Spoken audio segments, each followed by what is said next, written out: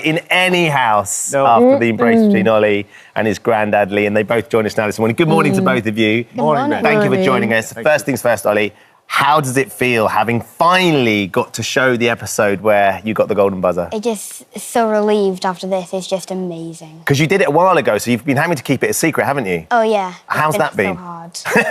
It's been really, really hard.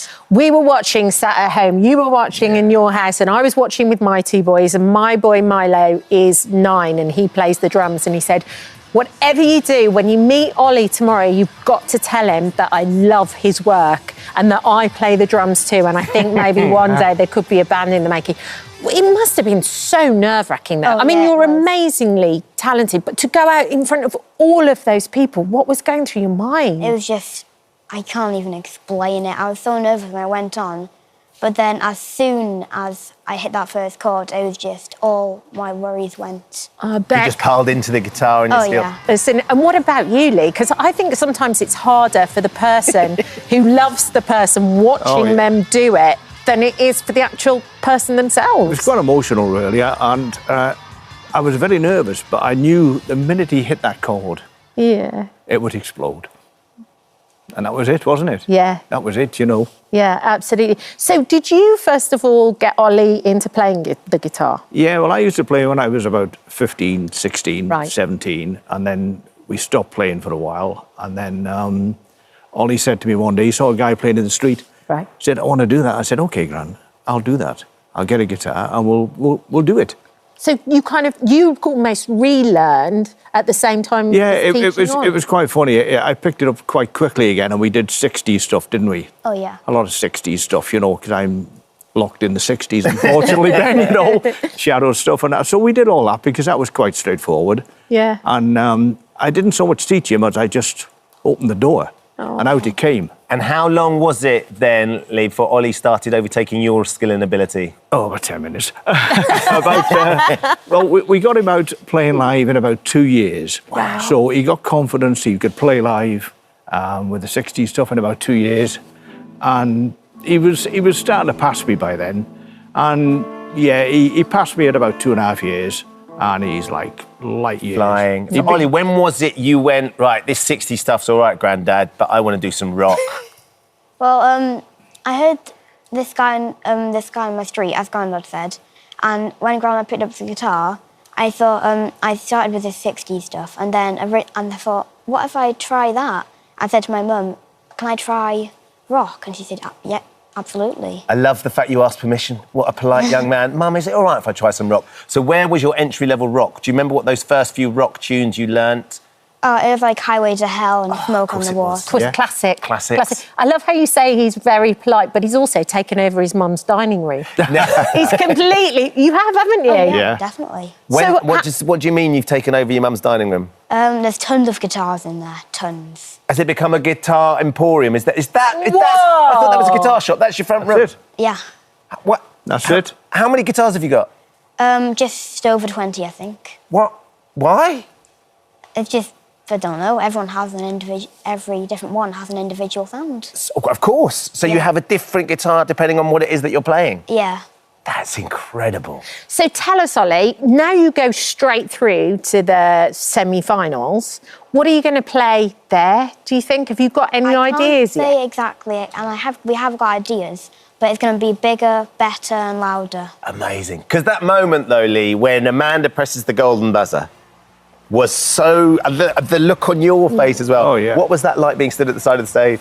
I think I just froze. I didn't really know. You know, you get that moment where you don't know what's happening. It's unreal. Well, it was unreal. Yeah. And you collected a few of the little bits of gold as well. You've got those. Oh, yeah. We got them those, at home, yeah. haven't you? Yeah. What have your mates made of... Oh, I mean, have you even seen half your mates since Saturday night? I haven't seen anyone. You haven't seen anyone? I haven't seen a single one. And they might be at school today. I think you were saying your teacher might have this morning on. They might have this morning on. If you say down, camera on, is there anything you'd like to say to your classmates? I hope you enjoyed yesterday. Oh, there you go. I think if they're anything like my boys, they definitely enjoyed your performance and your granddad too. Do you think you could give us a little bit of... treat us to a little bit of a special performance? Oh, sure, definitely. Do you think you can? OK, come on then, go get yourself ready. Here we go, he's just putting it on. Is he good at practising, Grandad? extremely good. Is he? He's very good. He's very dedicated. Is he? Very dedicated, yeah. He's, You can tell. You can tell. Yeah. Okay, come on then. We're ready for it. Are you ready, Ollie? Let's go for give it some, lad. Come on, buddy. I always call him buddy.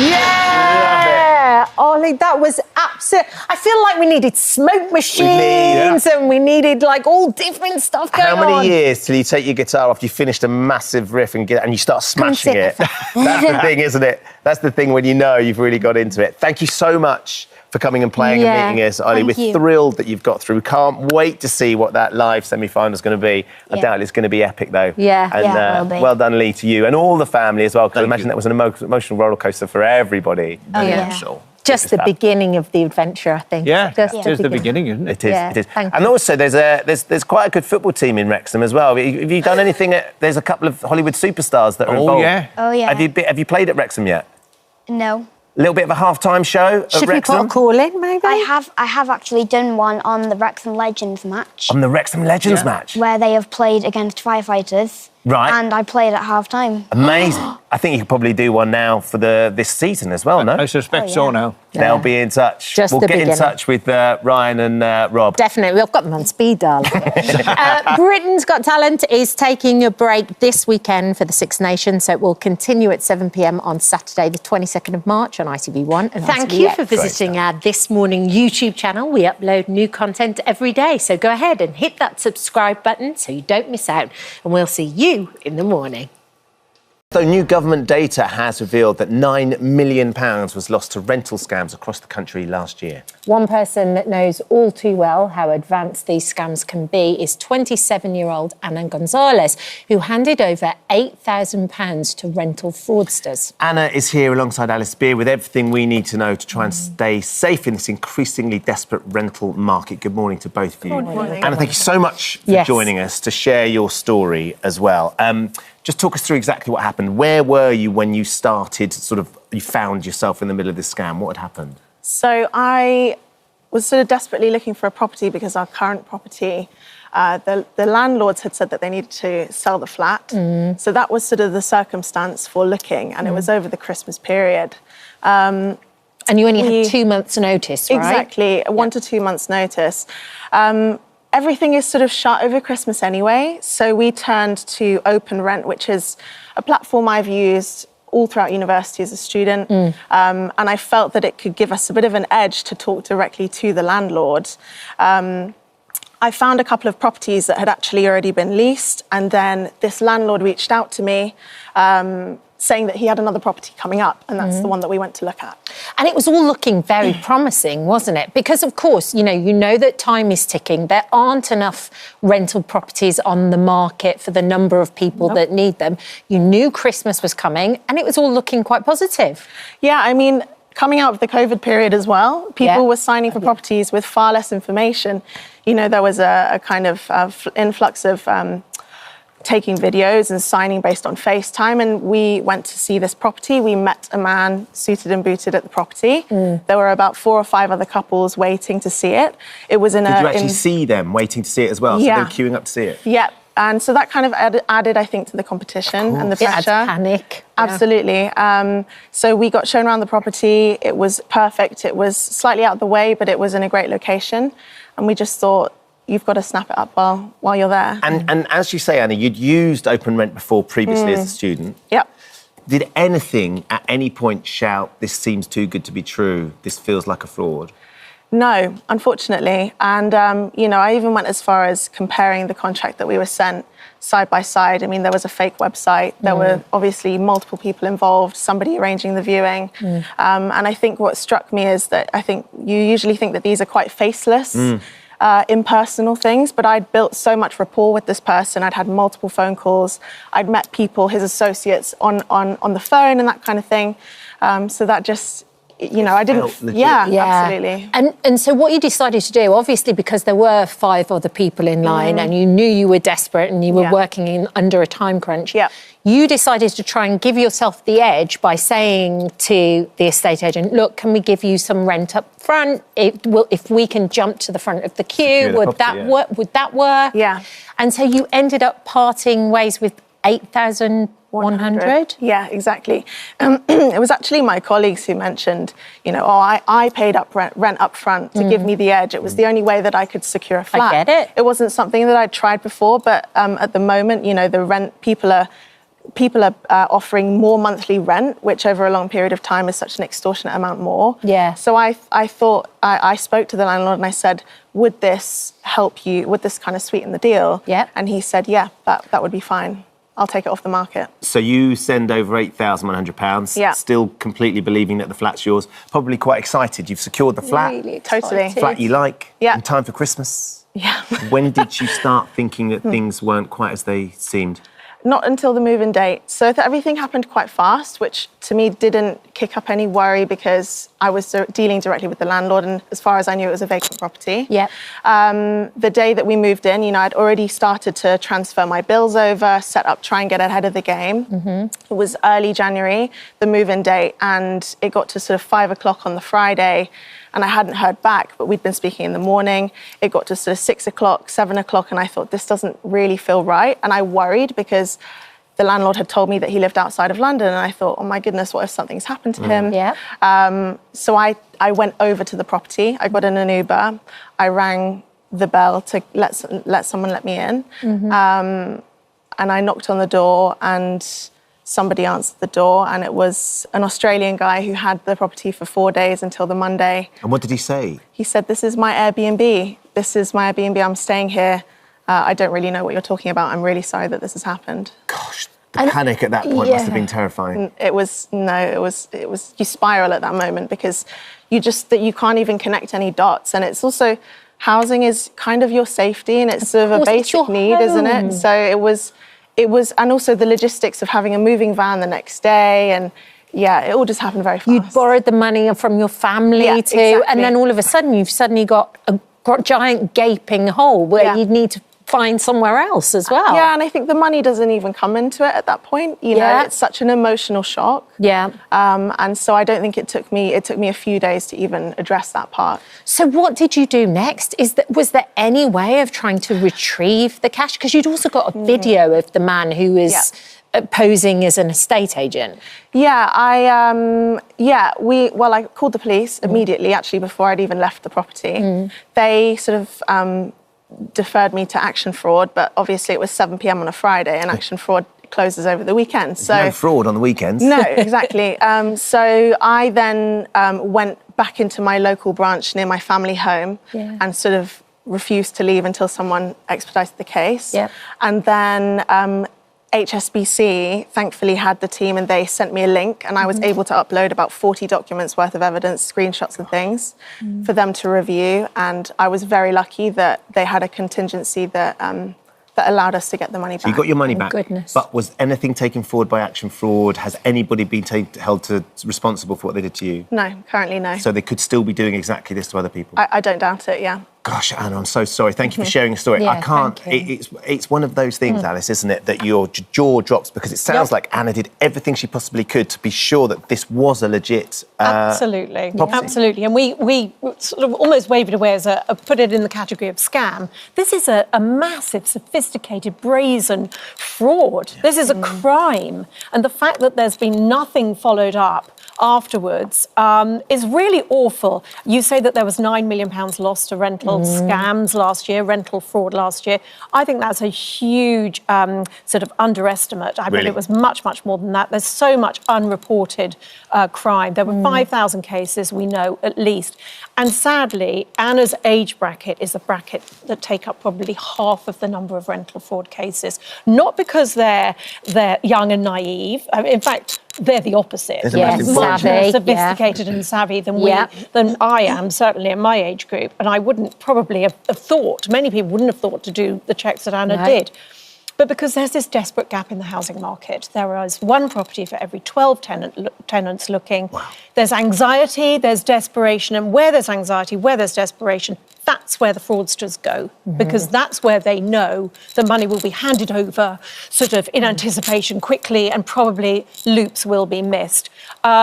We must look also at the part that social media has to play in this. Half of the rentals frauds out there emanate from Facebook marketplace. Right, so you have to look at where people are finding these properties. Where Anna started was a great place. Open rent, a good, secure place to start. Where there was a slip was that Anna came off the platform to start conversations with this so-called landlord directly. Never come off a platform that you are on. Stay there because it protects you. And Open Rent would have protected her through those next stages. And although she got her money back, it was actually because she was forceful and thorough after the event. She may well, other people in that situation may well not have got their money back and may have been sitting here telling the story £8,100 down. So these are sophisticated, brazen crimes. They're often, the pictures of the property will often be the pictures of any random property, not necessarily even in the same country as you. So if we look at the ways that you could stop this happening to you, and Anna would have ticked many of these boxes, but many of them, not, I'm afraid. Reverse image search is the first thing to do. So you look at the property. This is how you do it on Google. You go into images and you click on reverse search. You look at the property that has come up and you find out where else it is. And you might find that it's in Australia and it's in where else. We've just picked a random one from Getty Images. You may also find, Anna would have found probably that it was on Airbnb. And then you would question, hang on, why is this on Airbnb? Or why is this here and there, and yet it's cheaper where I'm looking? Because a discrepancy in prices often indicates that they're offering you something to entice you. I mean, to be fair to you though, Anna, you went to the property and saw it. There was absolutely. no and there were other people there and he looked presentable. She eyeballed the guy. He was suited and booted. I mean, it's charming, just lovely, it's unbelievable. Something I did yesterday as a little test, it took me 3 minutes as I looked up on Land Registry, cost £7. Within 3 minutes, I had the name and address of somebody. I did my own property, the name and address of a property owner. You could verify that in different ways. If you sign up to Rent Profile, they will tell you the landlord details, the bank account details, the property ownership, the history, if there's any prosecutions attached to the property, or reports from renters.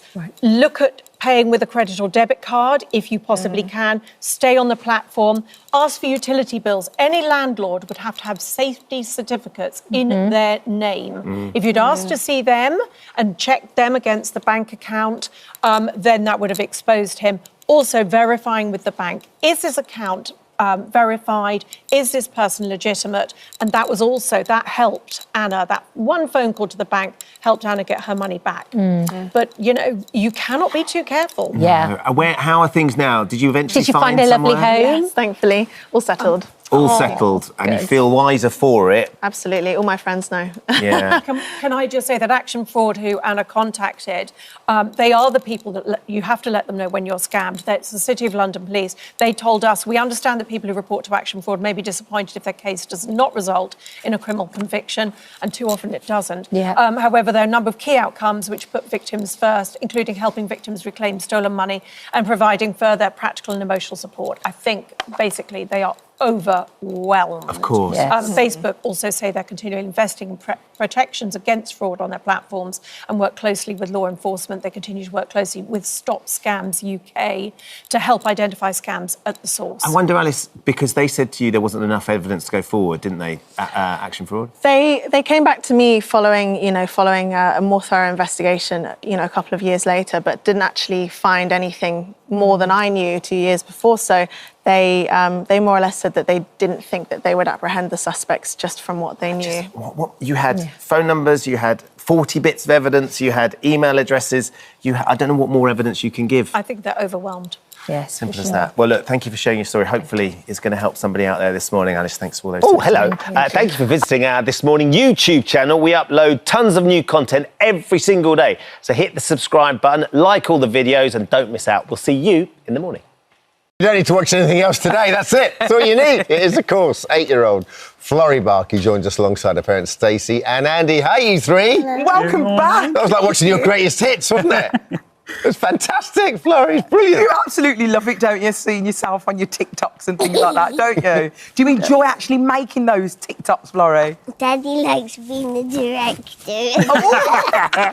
Daddy, you like being the director? I like being the director. He does like being the director. Is he a tough director? He's like, action. He likes being in them. He likes it. He really likes it. And then we just spend hours afterwards rewatching them, don't we? That's where all the views come from. We just watch them ourselves. Half of the views are us and our family. That's probably why we have that much on our TikTok now. So the thing is, you are inspiring the nation, aren't you? Everyone is inspired by you. But obviously, it's Women's Day tomorrow. I want to know, who inspires you? Family, my mummy and daddy, my nurses and doctors and the people who work at the hospital. Yeah. Oh, they're so kind, aren't they? Yeah. And Andrew, we have to, you just mentioned Mummy. Let's big up Mummy. Friends. She inspires. Well, it's no wonder Florence is the way she is with a mum like Florence. I just feel with a mum like Stacey. I feel sorry for our son, to be honest, because he's got to, when he's older, his wife or future wife or partner, because they've set a very high bar. Yeah. It's so lovely. And we've heard your charity is going to Ibiza. What's going on? What's happening? But Henry's doing a walk. Henry, man, he's doing a walk. And last year he did it, and he did it from, was it London? From Manchester. From Manchester to Ibiza. Ibiza. And he wanted a holiday, that's why. So now he's doing it in Ibiza. He did it last year. This year he's doing it in flip-flops, isn't he? Yeah, And you told him, I want you to do this for my charity. And he was like, I'm doing it. because he saw me and that we set it high because I was cute. You were cute. So cute. Florrie, tell us, and Andrew, tell us about the idea to get your videos in all the NHS waiting rooms, because just a dose of joy, basically, right? That's the plan. Yeah, we're hoping just to be able to spread more awareness about childhood cancers, but also trying to make it feel a little less scary in general, knowing that actually that hospitals don't need to be too scary. And actually, we find that other children learning about cancer from another child's perspective just seems to make it a lot less scary. Yeah. That's important to you, Florrie, to make sure that all the other children aren't too scared, right? Yeah. Brilliant. She's always encouraging other children as well and saying, don't be too scared. Isn't that right, Stacey? Yeah, she hates seeing other children upset. So usually if there was a new child on the ward diagnosed, she'd be the first person that would try and speak to them and just try and reassure them, because she just hates anyone being sad, don't you? If they cry, I cry. You're an empath, you are. You If they cry, I cry. It's over. Because Florrie, you're better now, right? So you don't have the cancer. I know you're waiting for a new lung, aren't you? I don't have cancer anymore, but I still have to get checked to it every year. Yeah. So do you remember, like, when you were first poorly, was it really scary at the time? Yeah. So when you meet the other children now, what do you say to them to try and make them not scared? I say it's okay. They're trying to help you, and I'll like be your friend. Yeah. Well, Well, you need, don't you? You need a friend, don't you? Yeah. Absolutely. Now, I've heard you've got an agent now. Well, You'll be hitting the runway because you're a big star now. You're a big thing. What's happening with that? Are you doing some modelling or something like that? Maybe. Maybe a film. Maybe. I mean, how are you? Don't know yet. As parents, how are you going to monitor this? Are you just going to make sure whatever makes her happy?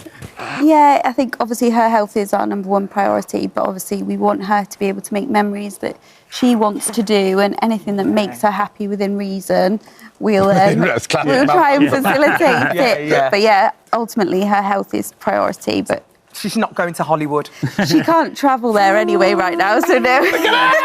One day. One day. When you've got your new Hollywood. ones. Yeah. Hollywood's calling. Oh, Bollywood. It's any of the woods. Anyone. Well, listen, Florrie, throughout your journey to recovery, you've been surrounded by lots of inspirational women. You've mentioned some of them, especially those who looked after you at the Sheffield Children's Hospital. So today, we thought it'd be a nice idea, because you love them so much, we would celebrate them too. So come in, ladies. Welcome to the show, Claire Johnson, Rachel Leonard, and Yvonne Woods. Coming in. Hello, my darling. It's a Oh,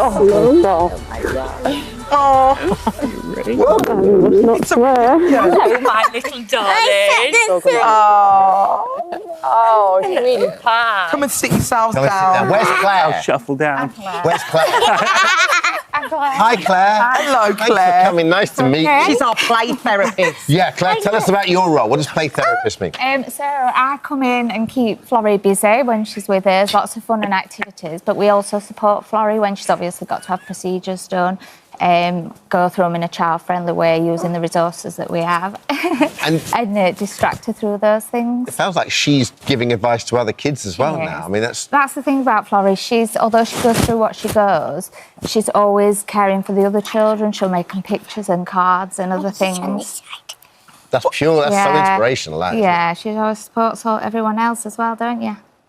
What's it like seeing all these ladies here today, Florrie? What's it like? I love it. You love it. It's a lovely surprise. And Rachel, you're one of the nurses as well, and you say she's got a special purpose, hasn't she? Oh, Florrie just spreads joy to Really? everyone. Yeah. If you're on a shift, if you're having a bad shift, you can go into Florrie's room. Even if she's in one of her sassy moods, you will still get absolute joy. And the thing is, with your job, you can get quite close to your patients, can't you? A lot. The type of nursing we do in haematology oncology is it's not a revolving door. It's not your A&E. They can be with us for weeks, months, years, and yeah, I think that's why we love what we do. We make relationships with not just Florrie, but Freddie, Big Brother Fred's. Crazy big brother. Yeah, crazy big brother. And Mum's dad, Stacey, Andrew. Like, it's International Women's Day, and I think we want to shout out to Stacey because she's our inspirational woman as well as Florrie. With the strength of parents come through. You must see that all the time. Because, you know, you're just put in that position, the most unimaginable position, and suddenly you just have to find that strength. Don't you? It's like a club that nobody wants to be part of, but when we are... when you are, I bet you feel like a world beater, don't you? Yeah. Like when you are part of that club, Yeah. it becomes your everything, right? It does, yeah. It just, you sort of submerged into that world and you always feel for the families that are coming into it as well, and hopefully we can help them. I was going to say, you must see people come through that are just like shell-shocked, like being hit by a frying pan, you know, that first initial... You can spot a new family immediately. Can you? Yeah. Yvonne, you help the families and you give a little bit more support. Tell us what you do. It's family-centred care, and I think as well as we're caring for the patients on the ward, like Florrie and all the other children, it's the parents also that you actually feel for, and you get time to see his parents. You get to know them really, really well because, like Rachel said, they're with us for a lot of weeks, a lot of months, like years and what have you. So yeah, it's that little bit extra, you know, just that little bit of time and what have you, and it's just... Listen, she's had this effect on so many people in so many ways, like even down to your choice of socks in the morning. Florrie. What have we got today? Oh, gosh. I've done it. Look at those socks. That's it just to me. Yeah. You do that every day. It used to be that I'd walk in the morning and say, Von, what socks have you got on today? And I have to think about it in the morning. Has she seen these socks? And so I have to, my choice of wardrobe in the morning. When Taking Florrie is, minutes of your day. yeah, Yeah, so So sweet. open the drawer in the morning. Yeah. What socks am I wearing today? And I know you got a bit emotional when you found out you was her inspirational woman. Yeah,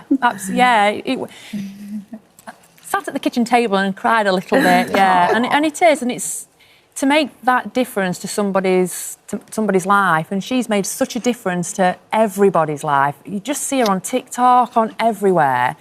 She's just fabulous, and as a family, they're just an amazing family to have.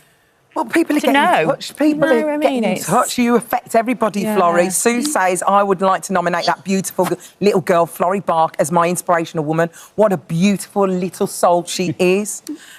Lydia says, Florrie is so inspiring. And Ria said, Florrie, watching you right now has brightened up my day. Your smile and sense of humour are beautiful, just like you. Stay fantastic. Prayers you stay strong and healthy always. Oh, wow. Thank you, Florrie. Look at this. Look at the joy you've So brought. nice.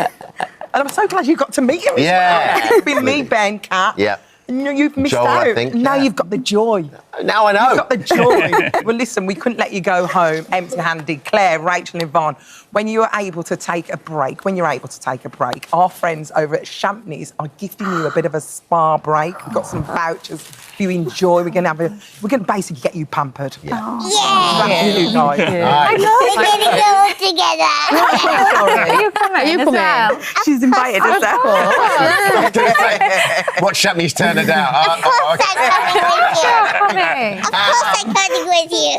And for the Bark family, Rural Retreats got in touch with us. They would like to offer you a long weekend away at one of their beautiful locations anywhere around the country. Thank you so much. My little bride. No, thank you. Thank you for coming All on. of you. Thank you for inspiring us. And happy can't Women's wait. Day tomorrow. Yeah. Have a lovely day. We are also dedicating our Thank you so phone-ins. much for visiting our This Morning YouTube channel. We upload new content every single day, so go ahead and hit that subscribe button, and we'll see you in the morning. Two of the real-life mums who inspired the drama, Tracy and Maggie, join us now, alongside Jodie Whittaker, who plays fellow mum Susan in the show. Thank you so much for joining us this morning, ladies. Thank you. We watched the whole thing, didn't we? Gripped, We had devoured Robert it. Carlyle was on the show. And we talked about it, and I was saying to you, I found the first episode especially so difficult to watch, as a mum myself. Can you take us back to the time when, before you knew anything had really affected you, what was it like at that time, and what do you remember about the dust? Obviously, I worked in Corby on the industrial estate. Yeah. I'd travel to work every day, 6 days a week. And we had a white car at the time. Yeah. And every night when I got home, I had to wash it because it was so bad. And it was a thick red dust. And obviously, when there was a little bit of wind, it was like a sandstorm that was swept up. Obviously, on the days that it was wet, the roads were just like a potter's wheel of red sludge. Yeah. But obviously, being in Corby and there was works going on, we just all put it down to it being normal mud. And obviously, when it was wet, and when it was dry and there's a bit of dust, it would, the wind, it would throw the dust up. But it was so bad that on days we couldn't even have the windows open at work. Really? And you'd put your coffee cup down, put your sandwiches down, go away from your desk for 2 minutes, come back, pick them up, and your desk was covered, And Anybody questioning whether this was all right? we did question it, but because there was a lot of work going on and it was a muddy area that you just took it. It was simple mud. Nobody ever said, hang on a minute, this dust could be toxic. So you drink it, you'd eat it. And It was also after they closed the steelworks as well. So I think, like for instance, your husband, he was one of the people who were driving the trucks. Yeah. Did he ever suspect that there was anything at all? No, it was just the norm. He came home from work, his clothes were caked in mud, and he used to just whack them off the wall because it was like, oh, I can't put this in the washing machine because there is just so much. And to us, it was just mud from the work There's side. that scene. There's a scene at the start, isn't there, Maggie, where Yeah. your character or you essentially take your husband's clothes and you hang them on the washing line and you're Yeah. beating them with an old carpet. Yeah. Tennis racket, isn't it? And it's an interesting scene because we're sitting there and watching it, thinking, well, and we know what that is, but that was just normal life for all of you. You just got on with it. Yeah, because obviously if we did know what it was, there would be no way I would have done that. You know, yeah. So. I think one of the things that for all of you, the tragedy was that these children were then born. You tragically lost Shelby Ann, of course. She didn't survive. Your son was born with limb differences. The character Jodie that you play, Susan, her son as well was born with limb differences. I can't imagine how difficult that was when that happens for you, and there's no suspicion at the time that there were external factors that was making that the case. Nothing at all. We didn't know anything about it. It was only when we saw something a few years later on the news report about the children with deformities, and they mentioned toxic waste, that it was like a jigsaw puzzle being chucked at me, because when we were at the John Radcliffe Hospital with Shelby, where she passed away, the consultants couldn't understand why she was so badly deformed inside under ear. And they actually asked if we worked with toxic waste had come into contact. But obviously we didn't think we had. Neither of us worked with it. If we'd have known at the time that the dust worked, we'd have said, well, hang on a minute, yes. But we didn't know. So it wasn't till then that the pieces started to come together for us and we realised. Because I think also, Maggie, what happens is, when something like that happens, when you have a child, you feel, you go, well, what could I have done differently? Did I do something wrong? Was it this? Was it eating microwave food? Was it? You must have felt a massive sense of kind of guilt almost. Yeah, and I think that's it. I think that's one thing that all the mums have said. That was, it's like what has happened? What's went wrong? What have I done wrong? So it's. So when you've asked all those questions of yourself, to suddenly see this and then a group of mums in the town where you are come together, what was that like, Maggie, when you all suddenly met the other mums and started to... It was just overwhelming, really. I think the first time we seen it, the local paper, the Evening Telegraph, I kind of read it and I was kind of like, read it again, and I was thinking, I said to Derek, is this where you worked? Is this what... And he was like, yeah, it was. And so it was like hang on a minute, this is way too coincidental that this has happened, and, you have worked moving this. Derek had a work van. I used to go in it sometimes. It was just, I lived in a world of mud, really. Well, what I thought was mud, but so and crazy. when you all got together, was there a moment where you just felt almost a sense of relief in terms of there are other people in the same situation? And was there an immediate shorthand between you all and a need to actually, find some form of justice, essentially? I think once we knew that there was more of us and we weren't alone, and all of us knew that the council had done wrong and they were trying to cover it up, and they kept saying, oh, the mums are just doing this for money, they're gold diggers, they're trying to make a name for themselves. And it was question, little things like that. And then we were like, nah, we're going to fight you all the way, and we're going to prove that we are correct in that we've done the reclamation negligently. And that's what we done. So as a group, we were strong enough to do it, where I think if we'd have been individuals, it would have been different. So, and for me, it was always a case of, I felt quite alone, because obviously Shelby's case was very different to the other 19 mums. But since Toxic Town's been out, I have got a great sense of comfort, because the amount of people that have come forward that have got children and babies born at the same time with heart defects and internal organ defects. I mean, it's heartbreaking to hear. From the region as well? Same here. Could well have been. Yes. Yeah. So for me, it's really sad that other children have been affected by this, but in a way it's comfort, because I know now that Shelby wasn't the only one that had... Although she wasn't included in the case, was she? Because your lawyer felt like you had more of a chance of winning if it was the children with limb differences rather than her internal organs. That's right, yeah. And at the end of the day, they had to do what was best for the 18 children, because it was what they were about. They need a better quality of life. Jodie, it's the most remarkable story. They are the most remarkable group of mums as well. And when you get shown a script like that, I can't imagine what you begin to sort of contemplate before you think about even taking it. I think it's one of those things where there isn't really a question of whether you're going to take it or not. You receive something, particularly, as we know from previous work as well, Jack, who you guys obviously have spent a lot of time with, the writer, is such an extraordinary writer, and he's so detailed and he's so respectful if it is material that has come from a real event. You know that the level of work that has gone into that is beyond. So the opening scene that you read, you're in it, you want to do it. From my point of view, I'm instantly terrified because I think the opening scene is karaoke in a Glaswegian Corby accent. I was like, and you got that down. Carlisle there. I didn't know that. Oh, you didn't? So I wasn't in eye contact. I was eyeballing Robert at that point. But yeah, so there's things like that where you go, right, okay. But the instantly, something that, has a lot of density within the actual facts of the case. That was that I thought was so cleverly done with the script, because it has to be the story that has happened, but in that there is a lot of vocabulary and density to.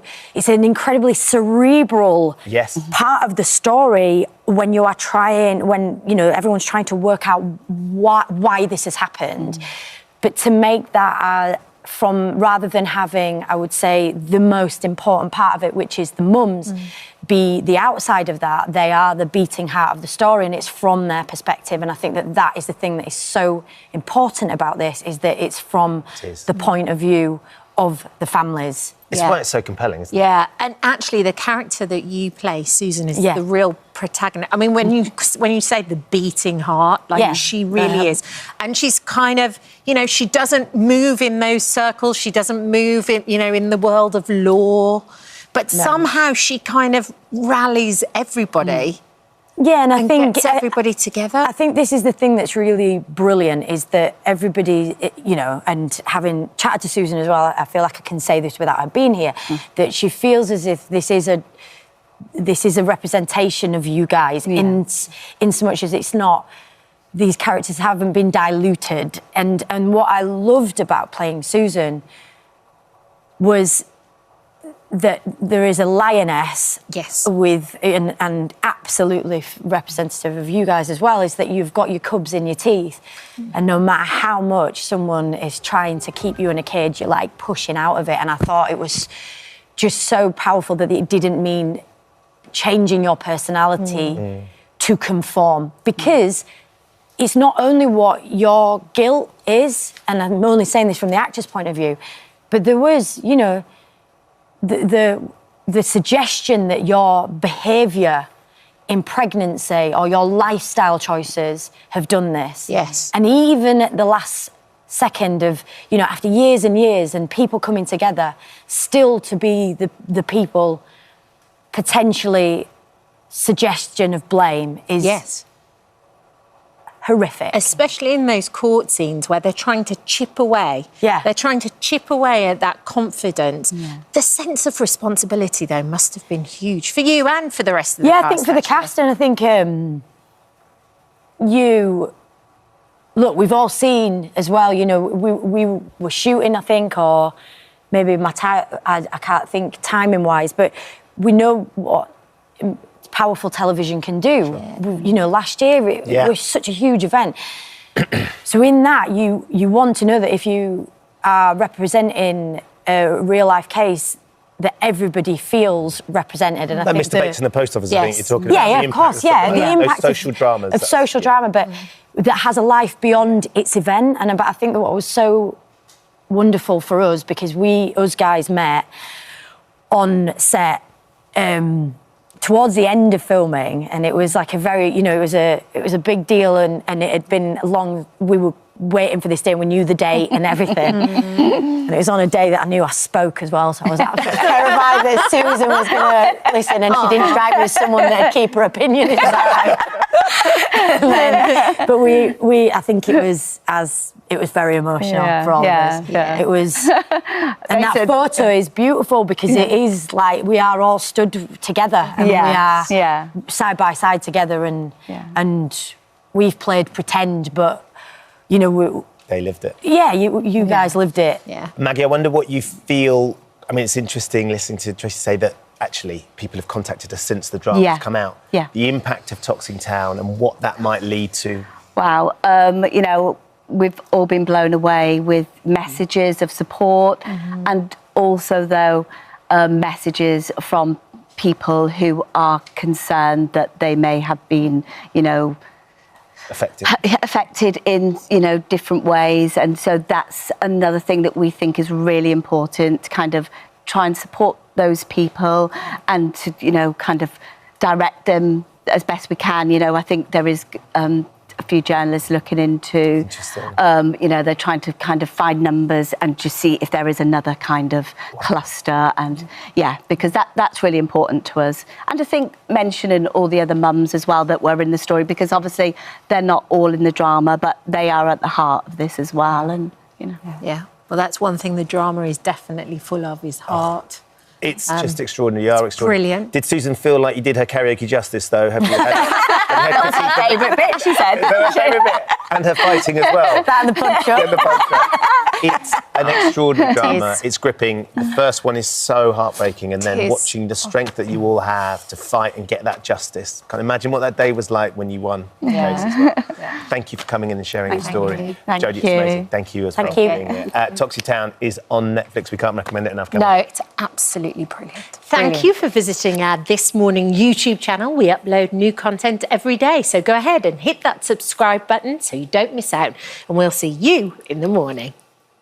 For that, though, it's thought that more than 1 million adults in the UK are living with bipolar disorder. That's about 30% more than the number of people living with dementia. And yet it remains widely misunderstood and often goes undiagnosed. Well, Chef Heston Blumenthal has spent his entire life unaware that he has bipolar. That was until his symptoms spiralled out of control. In honour of Bipolar Awareness Month, Heston joins us now to share his story. Good morning to you. Good morning, guys. Thank Lovely you. to see you, Yeah, Heston. it is lovely to likewise. see you.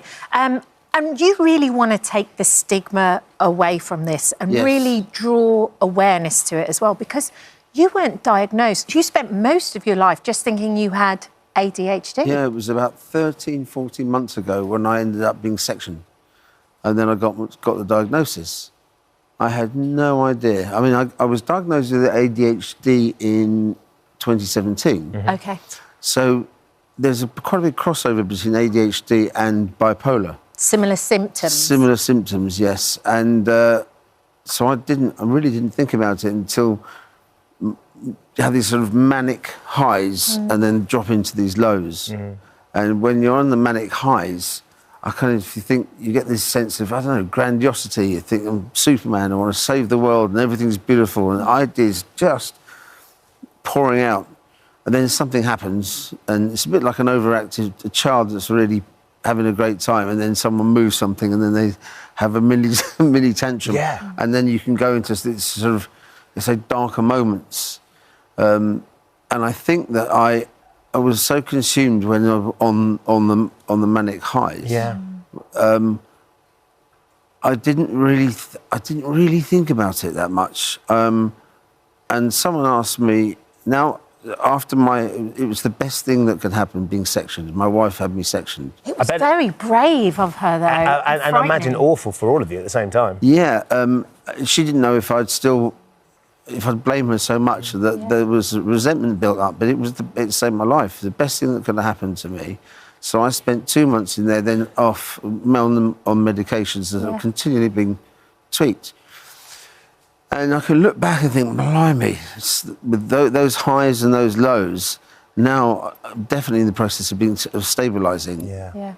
Your career, which we all know, we've been lucky enough to work with you and eat with you in the past, Heston. Best in the world. And of course, there was so much involved in that I imagine that when you look back, some of the symptoms of your ADHD and even the bipolar were probably focused or suppressed because of the hours and the commitment and the effort and the focus that you put into your cooking. I wasn't sure if how much of it was related even to ADHD. I mean, I was so exhausted at one point, this is years ago, I was caramelising a lemon tart. So you get the blowtorch, turn the gas on, press the button and light the blowtorch, and then caramelise it with the sugar.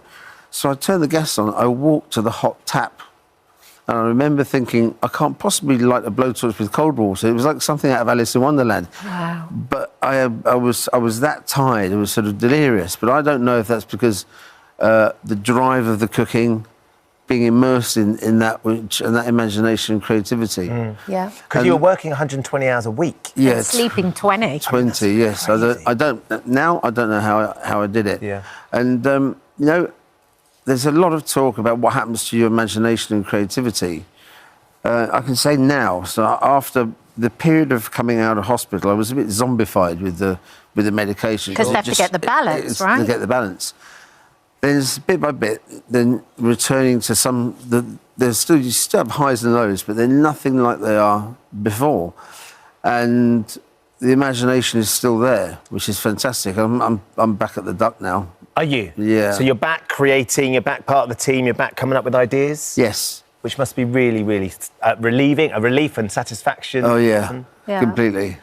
I've seen interviews with you as well, because you have been very, very open about this. You really kind of want to get the word out there, because the moment you have a diagnosis, I think you can start to deal with things in a very practical way. It's so important. A lot of people don't know. And if you think about, you said there's 1.2 million people with bipolar, but you know, there could easily be double or more than that haven't been diagnosed.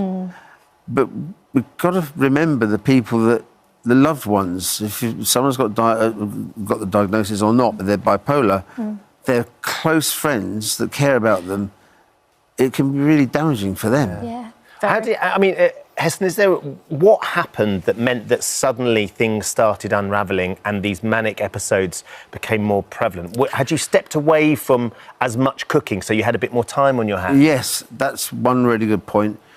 I started also in the darker moments. There was sort of suicidal thoughts, and I realised after it's quite a classic symptom of being in a mania stage where you can hallucinate sound and smell and touch. And I saw a gun on the table, and I told my wife, which obviously was for me. It all seemed quite normal. I look back at it, there was nothing normal about it. However, I remember seeing an interview that Stephen Fry did. And he said he asked 30 to 40 people if there was a button that you could press that would turn off your ADHD, turn off your bipolar, would you press it? Yeah. And only one person said, yes, I'd press it. Really? So all those people with bipolar said that they wouldn't? Yeah, there are lots of positives. It's just not fair on eventually you're going to do some damage to yourself and it's going to affect other people you love. And I think it's your wife's father that's a therapist? He was involved in mental health. Yeah, so they could see what was happening, and it was your wife that sectioned you. But was it then that the conversation started talking about, look, Heston really needs help? There could be a scenario where he has something like bipolar. Yes, and I didn't believe them. Not? I thought it was all nonsense. So I got my diagnosis within the first week of being in hospital, and because I was in there for 2 months, I was being monitored. And I was just surprised when I had it. Dr. Nigat's here as well. Yep.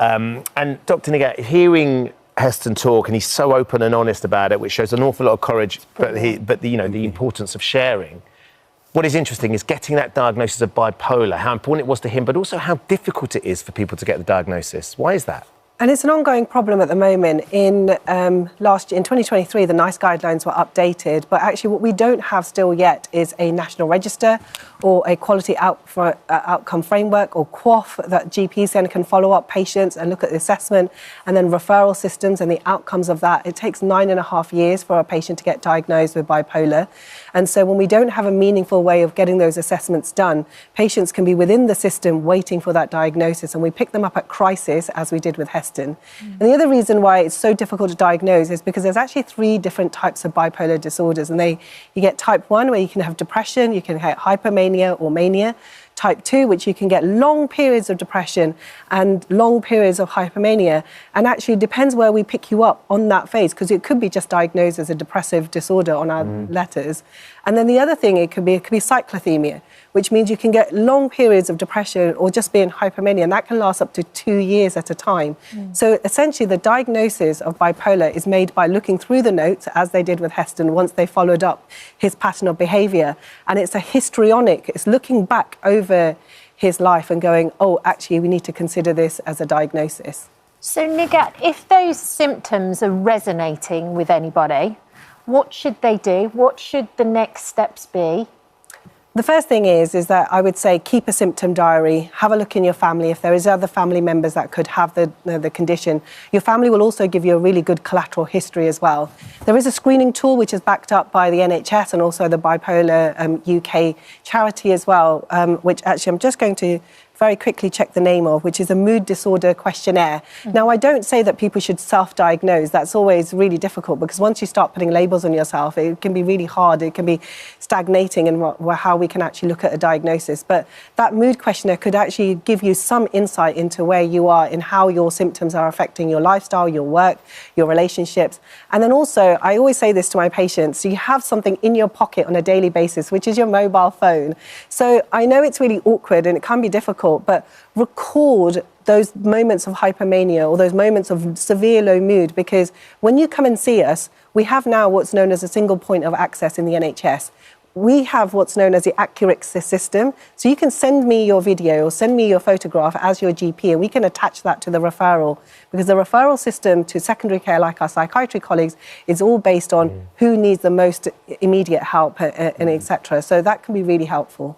Thanks, Nick. Really important that they reach out as well, Yes. Heston. You'd agree with that. If you think if there's family members that are concerned about the behaviour of somebody, because as you said, you completely flatly denied that it was happening. You couldn't see what they were talking about. It's so important. It takes an average 9.5 years to get a diagnosis.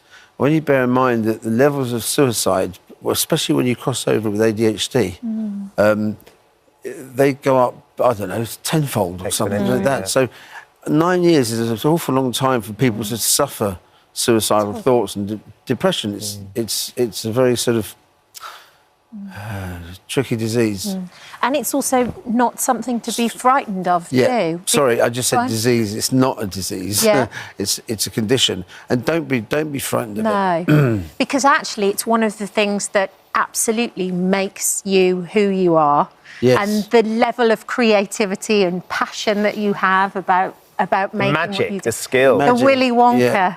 Yes. As Roald Dahl's wife said. Heston cooked for on the Channel 4. You did a Channel 4 show, and I was lucky enough to go. And we were talking about Roald Dahl's wife, who sat down with you and said, "I wish my husband had met the real life Willy Wonka." Yes. And that night, you created this edible wallpaper.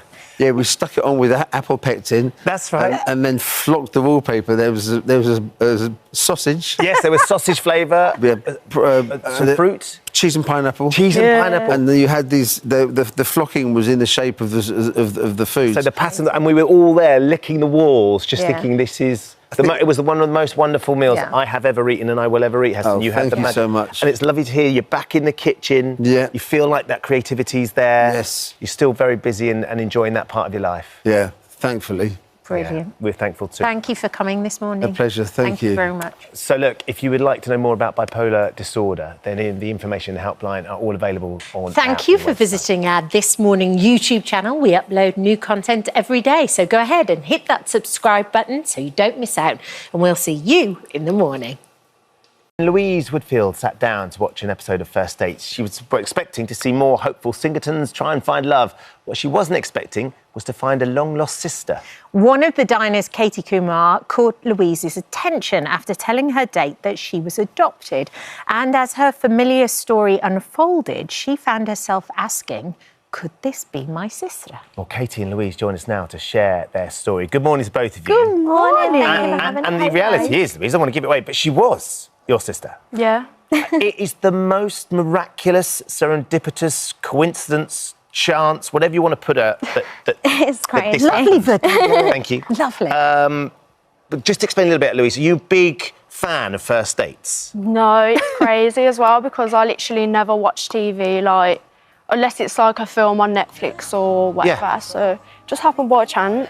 And it's just happened to have it on. And Katie, from your perspective, why had you decided to go on first dates? I think for me, I was at a performing arts college and, you know, we all like to be out there and I just thought it's a bit of fun. Yeah. And also I wanted to share my story about being adopted. I'm very open about it. And I'm really glad I had because now I found Louise. So what did you do? Did you just open up on the show and what did you say? How much did you know about your family? So when I was adopted, we get a birth box with a little bit of information, but not too much. Okay. My mum was a little bit nervous about me going on and, you know, because it can open up a can of worms. You never know who's going to reach out or, you know, who's going to watch. But, yeah, that was it, really. So you went on. Yeah. You said to the producers you'd like to be able to share the story. They were happy for you to do that.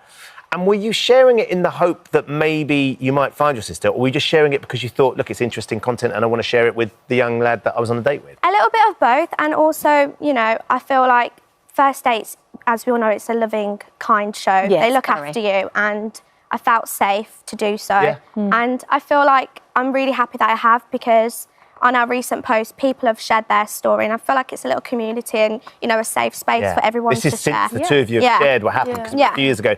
So what happened then, Louise? You just happened to have it on in the background. As you say, you don't really watch television. What suddenly made you stop and think, hold on a second, that story sounds familiar? So I always knew that I had a sister and that her name was Katie. There was a 2-year age gap between us. And I knew we were half Afghan as well. So I was with my friend at the time and I was watching Katie's episode that she was on. And literally, I remember her saying that she was adopted.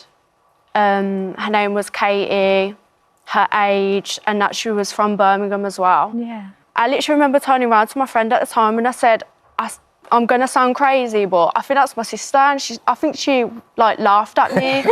Yeah, but then I said, I'm going to message her because I've got nothing to lose. Like, the worst thing she can say is no, like, but yeah. Yeah. So then you decided to message her. How did you actually get in touch? What did you write on the message? Because that's a really big icebreaker. It's like, hello. I was watching you on telly. I think you're my sister. Yeah, I think I just said like, hi, I know this is like a weird message to have, whatever. I said, but I think you're my sister. Like, I'm also half Afghan. Yeah, to be honest, I didn't really expect to reply either. So when I got it, I was just in shock. Wow. And so, Katie, did you reply immediately or did you kind of look at it and go, this is very close to home? Yeah, so I was getting quite a few messages at that time just because people were being really kind about the show. And so I was a little bit apprehensive, a little bit confused. I was a bit like, is this real? Because you never know. So I ran downstairs and I went to my mum, look at this. I was like, is this true? Like, could this be? And she was like, this could be. Like, and then we looked in my box and Louise, our birth mum's names matched our dad's, everything. And it was just crazy. Yeah. And so then what was the next step? Did you decide to meet up together? Did you go, because actually you just lived down the road from each other as well in your foster families. Yeah. So within like 2 days he came over, didn't you? And both our parents were foster carers. So we, you know, we used to having children and meeting people. Yeah. My mum just welcomed you in like her own and it just felt so natural. What's that moment like for both of you, though, when you know that Louise is coming around, Katie, you know you're going to see this person that you've waited your whole life to meet? How did you feel? I was nervous at first on my way, but as soon as I got there, like, it was so special, like, and comfortable as well. Like, it wasn't, we didn't have an awkward phase or nothing, did we?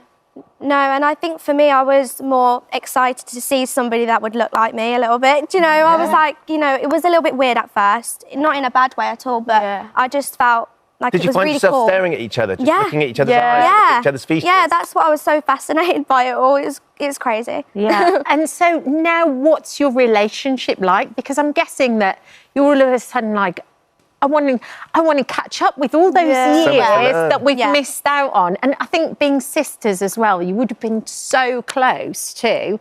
So what's the relationship like now? Well, we're making up for it now. Yeah. I feel like we have made up for it. And we've never been as close. Yeah, we hang out all the time. I feel like we both needed this as well. And yeah.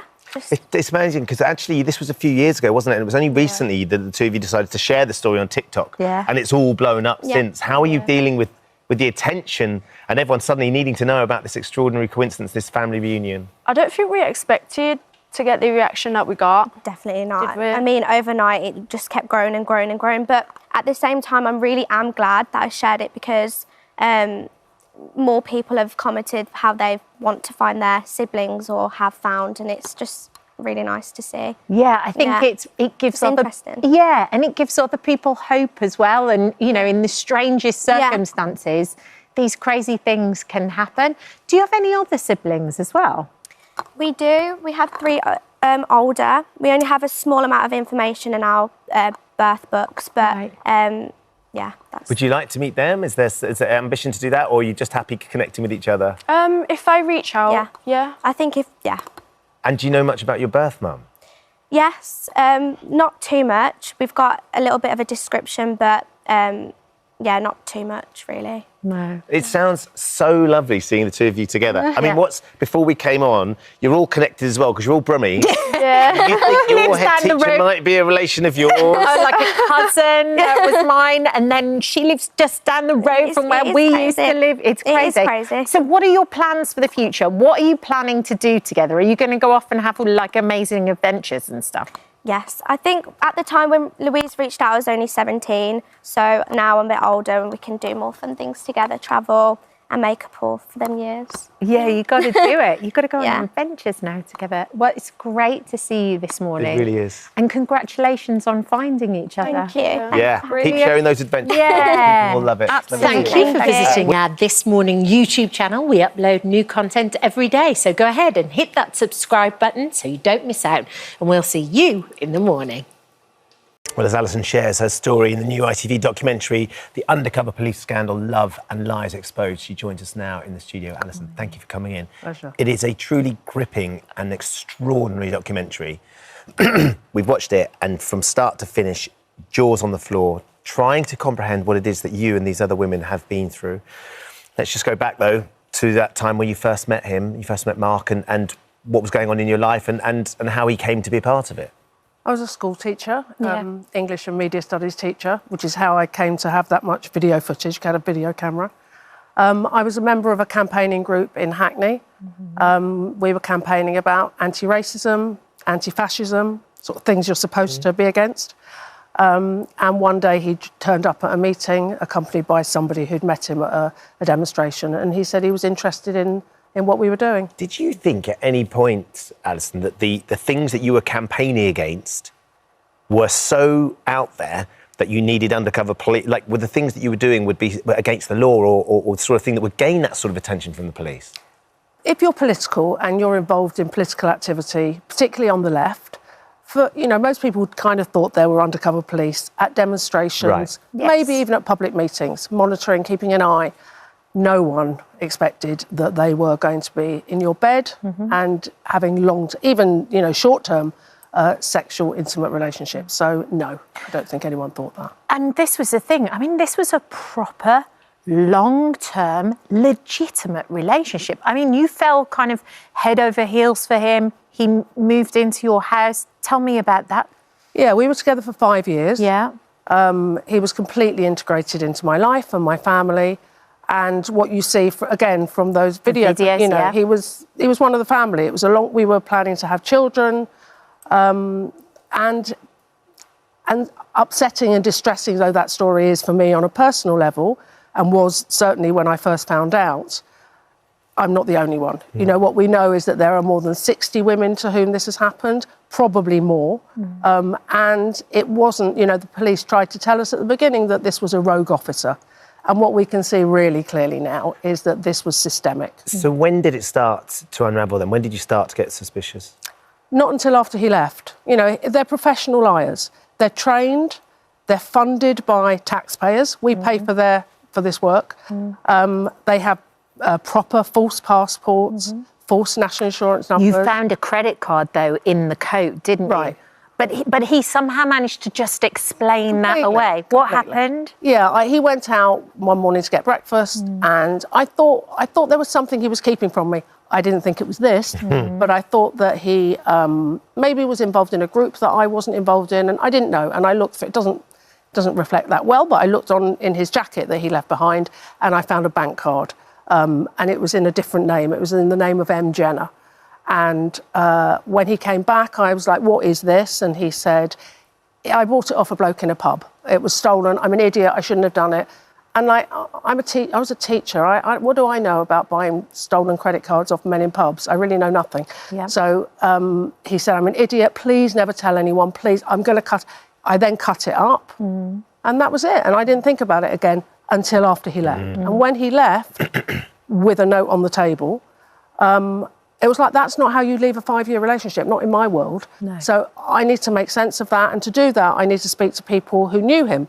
That took me to looking in my address book for his grandfather's number. That was really hard scribbled out. Because you were supposed to go and visit his grandfather. That was the one bit of family tie that you were actually supposed to go and see him. And then on the day, he just managed to say, oh, no, he's got the dates wrong. That's not right. It became apparent that he didn't want to be found. And if someone doesn't want to be found, then that makes me ask questions like, why? What's going on? So you've done all the detective work. You've become the sort of, as part of this group, to try and work out what it is that he was doing. It's about 25 years. Do you know, what more do you know about him now? I know quite a lot more about him now, but in a way, it's not that I don't want to answer that question, because I think a lot of that is in the documentary that I hope people will watch. But it's not about him. You know, he was part of a machine, if you like. He had managers. There was a back office. There was a manual that told them how to manage this deceit. And so what we found out about the whole unit is that they were hoovering up intelligence on everybody who was involved in a progressive movement. This wasn't about prosecuting people. This wasn't about putting people through the criminal justice system. This was about simply surveying. It's like the Stasi. I mean, it's not, you know, I don't want to be hyperbolic. I don't want to be alarmist. No. But it is akin to the Stasi. They have, you know, people will say, like, why you? What were you doing?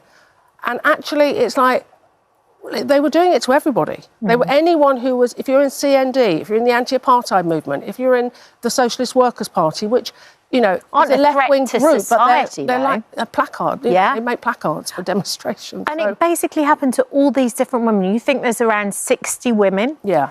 And it was all very, very similar, wasn't it? Yeah.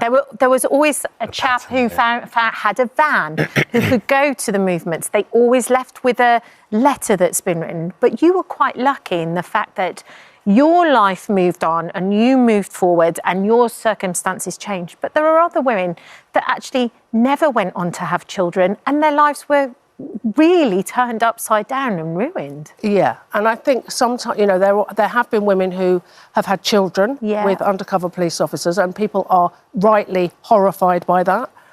But I think something that we don't look at so much is the women who've had their most fertile years stolen from them and lost the opportunity to have children because of those years, and also because they've had their trust so fundamentally undermined. And what we're seeing is that the unit and the police, it was the Met Police, were institutionally misogynistic and sexist. Women were used either as props to shore up these men's fake identity. I was a trusted individual. People would have assumed that because he was in my life so much, my family life, that I'd probably met his family. They were either used as props or they were specifically targeted because they were, I'm not talking about myself here so much, but they were, you know, very competent strong activists who were targeted to be derailed and undermined, so their activity was undermined. We've got some rights to reply, which we have to offer. This is from the CPS. We wholly sympathise with the plight of those who unknowingly entered into deceptive relationships. Each case is decided on its own facts, and having carefully reviewed evidence provided by police in relation to allegations against undercover officers, we concluded our legal test for prosecution was not met in this case for any criminal offences. This is the Met Police Deputy Assistant Commissioner, John Saville. I'd like to apologise again unreservedly for the significant harm and distress caused to the women who were deceived into sexual relationships by undercover officers. These relationships were abusive, deceitful, manipulative and wrong. While it should have been obvious to all undercover officers that sexual relationships were unacceptable, the Met failed to make this clear and provide training and guidance. And then the Home Office said evidence heard by the undercover police inquiries highlighted the distressing impact undercover policing has had in the past on victims, which must never be repeated. It's important that the ongoing independent inquiry uncovers the truth. It is vital the accountability and closure victims need is delivered swiftly and fairly. Do you think you're going to get there? It's a lot of words. Do you think you're going to get there? Well, I think it's very nice that they've apologised. That's lovely. Thank you very much. The CPS say that they wouldn't prosecute because these relationships were based on genuine feelings, number one. We would argue that's not the right question. It's completely irrelevant. And unfortunately, new laws have come in that have sort of reversed, have enshrined in law what we're campaigning against. So the guidelines, the police guidelines have changed to make this now unacceptable, but it's still not illegal. So it's also cost 64 million so far. It's gone up to 100. Between 88 and 100 million, yeah. For the investigation. You can watch the Undercover Police Scandal, Love and Lies Exposed on Thursday at 9 o'clock on ITV1, ITVX and STV Player. Thank you. Oh, hello. Thank you for visiting our This Morning YouTube channel. We upload tons of new content every single day. So hit the subscribe button, like all the videos and don't miss out. We'll see you in the morning. Justin Bieber, Kim Kardashian, Kate Hudson, they've all credited it with helping them stay in shape. They're not alone. The Humble skipping rope. The Humble? Or the Humble? The way I use it is a Humble. Yeah. The Humble skipping rope is fast becoming this year's must-have piece of fitness equipment. And someone who's leading the jump rope revolution is social media star Lauren Flyman, whose incredible skills have racked up millions of views on TikTok. We try to take it slow, but we're still losing control. Don't stop, don't stop the beat, I can't stop, can't stop the beat, I won't stop.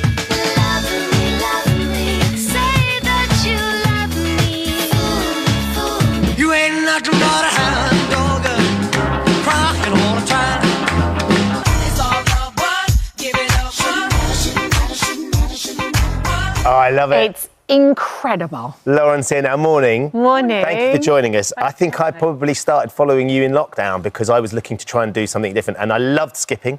I've skipped when I was boxing. Yeah. And you really get into it, but trying to master some of the moves that you have, Lauren, is extraordinary. How long have you been doing it? So I started in lockdown. I was just bored. I got furloughed and had a bit of time. And what did you do before? Work-wise.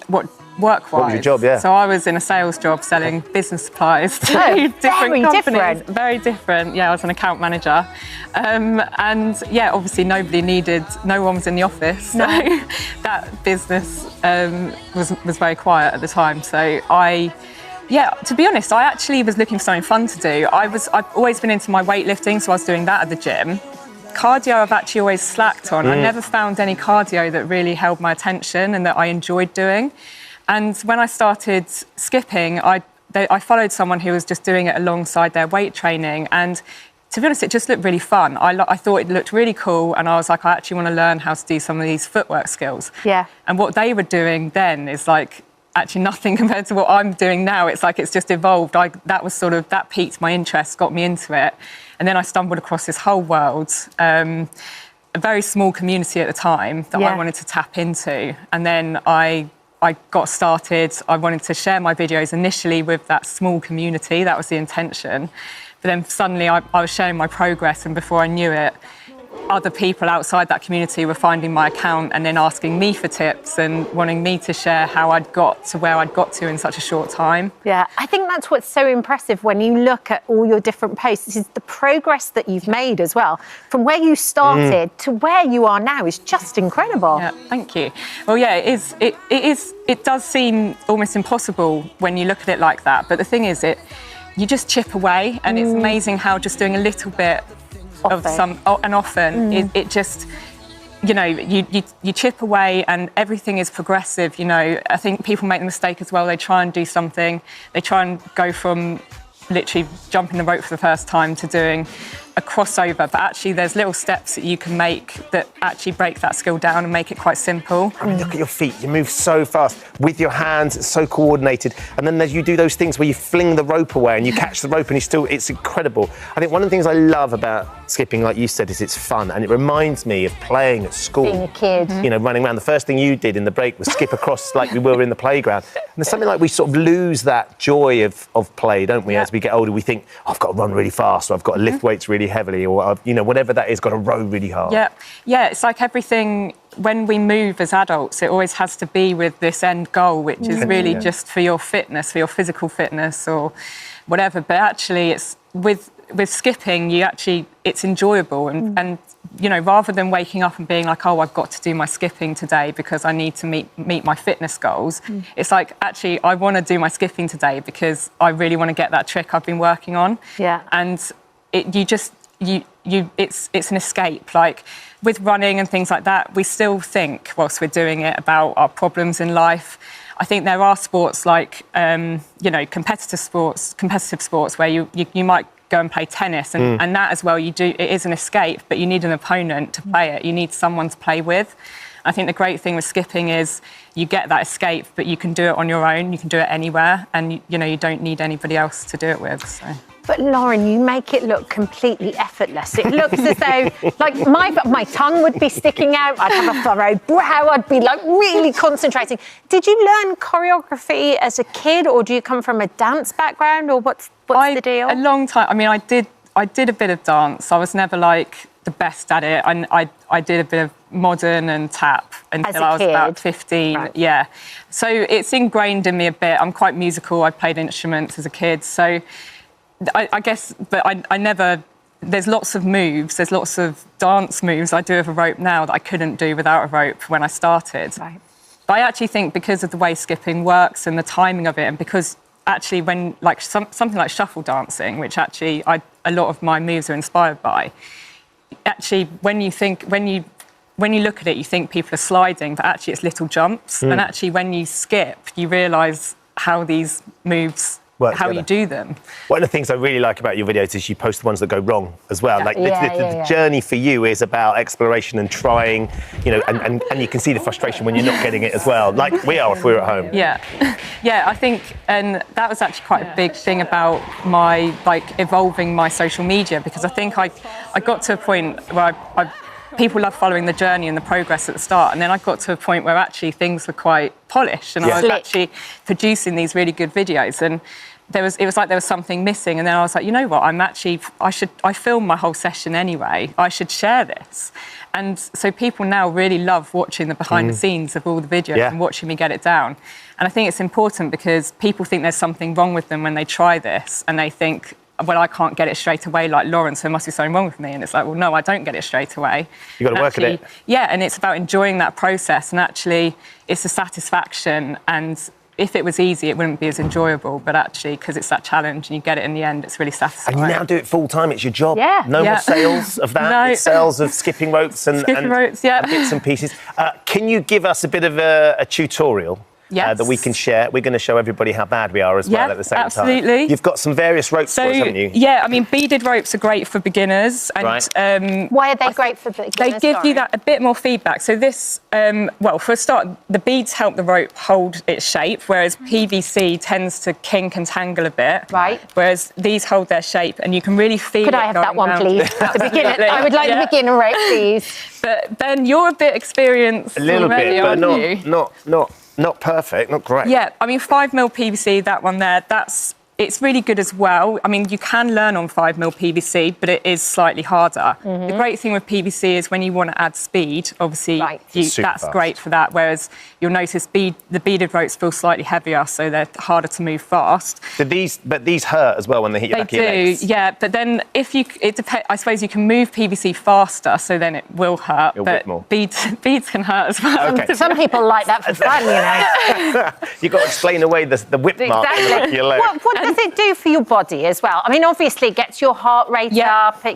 It improves your fitness overall. Yes. So, I mean, one of the really good things about skipping is that it strengthens your bones because it's weight it really? bearing. I didn't know yeah. that. So it can actually prevent osteoporosis and things like that. So it's really important to incorporate it if you can. And obviously it strengthens your muscles and it does, I mean, it burns a load of calories. My heart was going like that. It's going to need, so what are we going with then, Lauren? Let's, Kat, because just start just getting used to the rope by, I know you're in heels. I was about to say, how often do you wear a full-on leather skirt and heels? Never. Never. And I wouldn't recommend doing it in heels, but you're going to do it. Okay. So if you just practice bringing the rope over your head and letting it go under your heels. Letting it go under your skirt. You didn't make it. Yeah, perfect. Yeah. So you've got a toe catch there. Yeah. So that means if you were to jump the rope, then you would have jumped it. So it's just, and if you go over like this and practice that, it's quite. So that's quite an easy way to start, isn't it? Then lift your heels to pull it down. Yeah. And there you go. So you've got it. And what you oxygen. I need oxygen. It's going faster and faster and faster and faster. It's almost like I've already given you some tips or something. We have practiced a little bit. I'll be very honest. So the thing that a lot of people go wrong with jump rope is rotating the rope, thinking they have to go round and round with their movements. But actually, it is a rotating object and it's connected to you anyway. Yeah. So you only have to apply the energy once when the rope is in front of you and you just flick down. And it's actually on that flick down that you jump up. So the timing is actually the same. A lot of people as well, they sort of wait for the rope and they think they've got to wait and then jump it when it gets there. But actually that just gives you a bit of hesitation and you kind of end up doing a double bounce. Right. But actually you should be able to do this with your eyes closed. It's just you literally flicking the rope down as you jump up and then you're resetting when you come back down. And it's like flick, flick, flick, flick. Oh, flick. I see. Yes, because I was actually, kind of double bouncing. Yeah. Yeah, and you can actually practice it without the rope by just That's what you wanted to do. flicks down. Jump without the rope. I'm very impressive without the rope. What about, and Lauren, give me a trick I can do. So crossover. Yeah, okay. Yeah? That's it. So with a crossover, you want to scoop your handles. Like, I always imagine like you've got ice cream tubs attached to you on your hips. Yeah. And you're scooping them, So I'm going to scoop them up and down. You're taking a scoop of the ice cream. So, because you want to get that scoop, otherwise some people, they throw their hands out to the side. That's exactly what I do. And you actually end up crossing too high and you see the rope actually comes off the floor. Yes. But you actually want to cross your arms low down so that you're... I need a helmet. It's not doing wonders for your quiff. My quiff's struggling. Yeah. And then you said keep your arms like low and kind of close to your body, right? Yeah, and you want to point the handles in front when the rope's in front of you. And then think about always pointing the handles where you want the rope to go at all times. So it's over your head. I see. So you're kind of rotating your wrists as well. You are. I mean, Love you it. do, but you just need to really do that first one down, and then the rope will, if you keep your wrists floppy, the rope will take your hands Brilliant. over you. Thank you, Lauren. Will you film some stuff for our social media too? And Yeah, do like a bit of a masterclass on it. That'd be really helpful. Yeah. Look at him go! Look at him go! Look at him I'm go! not sure the facial expressions are going quite as cool as Lauren's. Exactly. It's Lauren, I not love Muhammad Ali for sure. Thank you so much for coming in. you. We're going to keep practicing, aren't we? We will. I love it. I love skipping. It's brilliant. Thank you, Lauren. Thank Oh, you. hello. Now Thank you for visiting our This Morning YouTube channel. We upload tons of new content every single day. So hit the subscribe button, like all the videos, and don't miss out. We'll see you in the morning.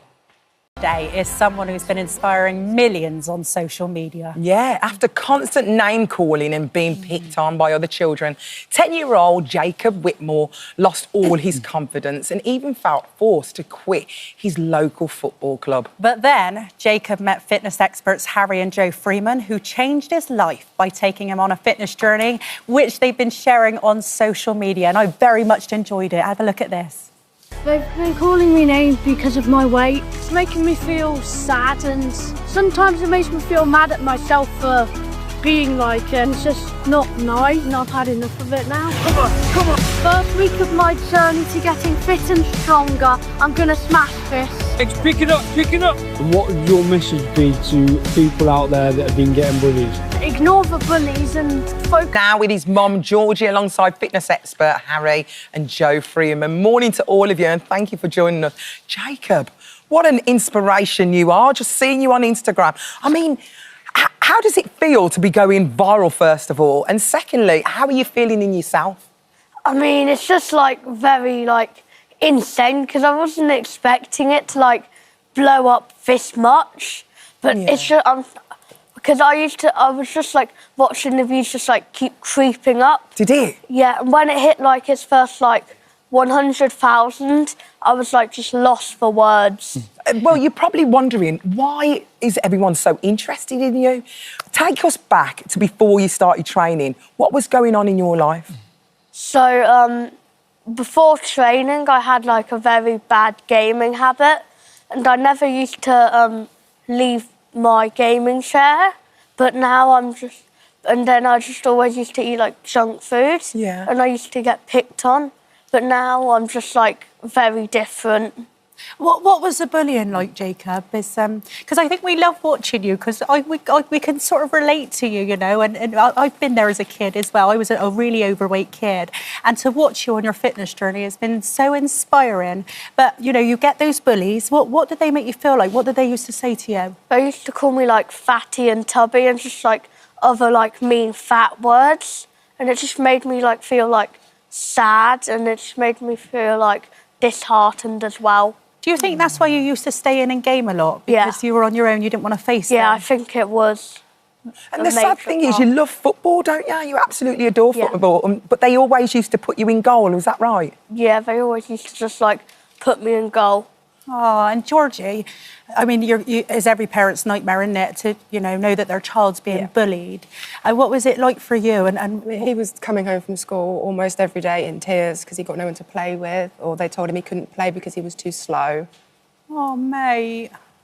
But it's horrible when you're a mum and you can't do anything. But in comes super granddad. Yep. Peter. Granddad to the rescue. Tell me what happened with Peter. What did granddad do? He's obviously known Harry and Joe for a while because they've lived in the same village quite a while. He knew they were boxers. He's always liked boxing. He thought, that'll help.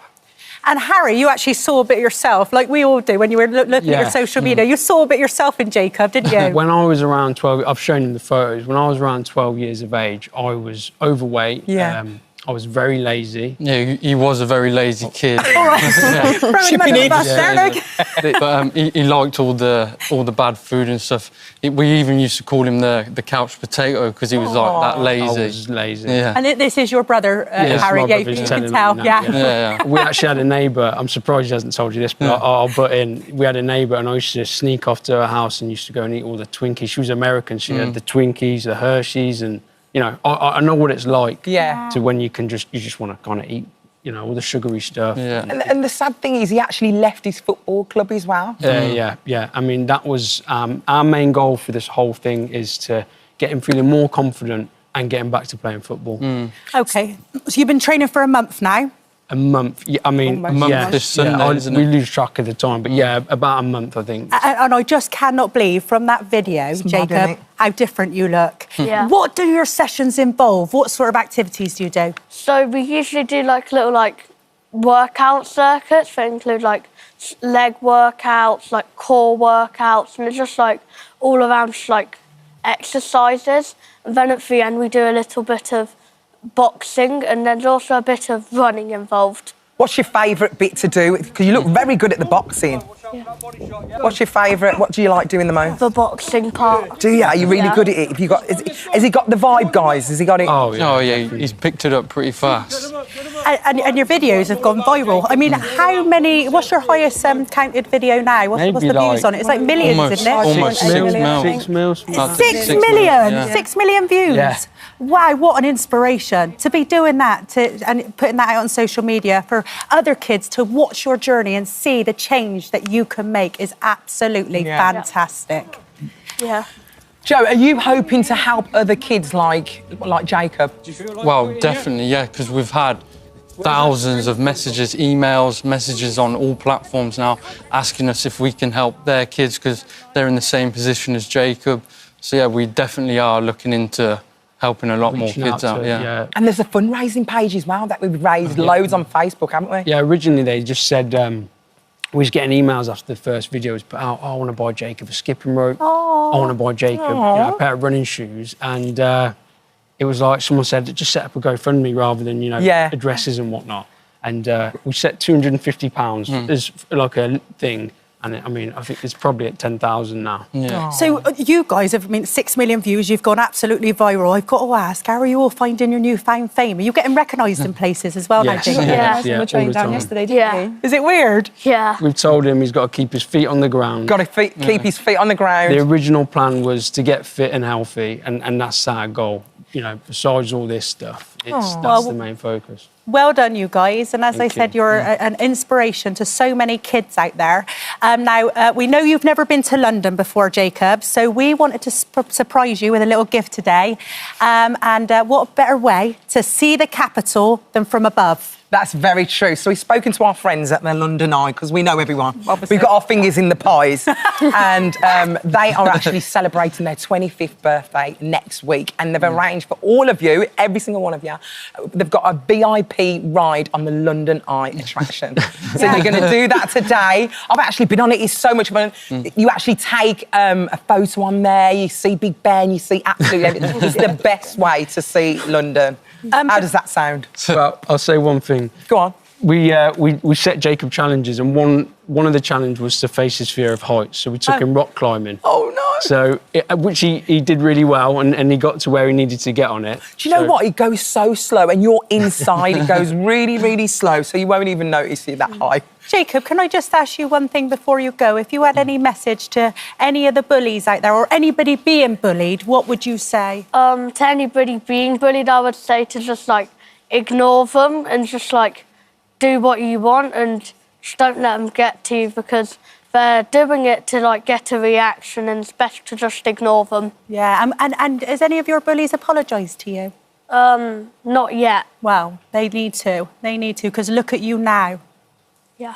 Oh, thank you so much. Thank you for coming on and inspiring everyone. And thank you for joining us. Thank you so much. Hi, everyone. Just wanted to say thank you for visiting our This Morning YouTube channel. Now, listen, we upload new content every day. So go ahead and hit that subscribe button so you don't miss out. And we'll see you in the morning.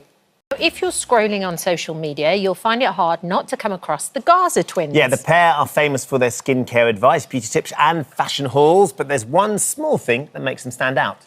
They're only 8 years old. This is Daddy with a dream. Let's talk skincare. Get ready with us to go meet our teacher. Let's do a night routine. I'm thirsty. Refreshing. Next up, some blush. First, I'm gonna take off my eye patch. That's so smooth. My gosh, guys, I'm obsessed with my makeup. Look at that glow. Oh my gosh. OMG. Rub, scrub, dub. Well done. Nice and fresh. Gotta keep those wrinkles away. Go play outside. Okay. Wow, this was such a good idea. I know the lighting is so good out here. Thanks for the tip. So cute, guys. I'm obsessed. So cute. Gorgeous. So Coty cute. and Haven Gaza join us now from Oklahoma alongside their mum, Adria. Good morning, girls. Lovely to speak to you all. How are you doing? Good. Good morning. Thank you for having us. Our pleasure. Adria, tell us how this all started. What made you first think that you and the girls could create this extraordinary influencing empire?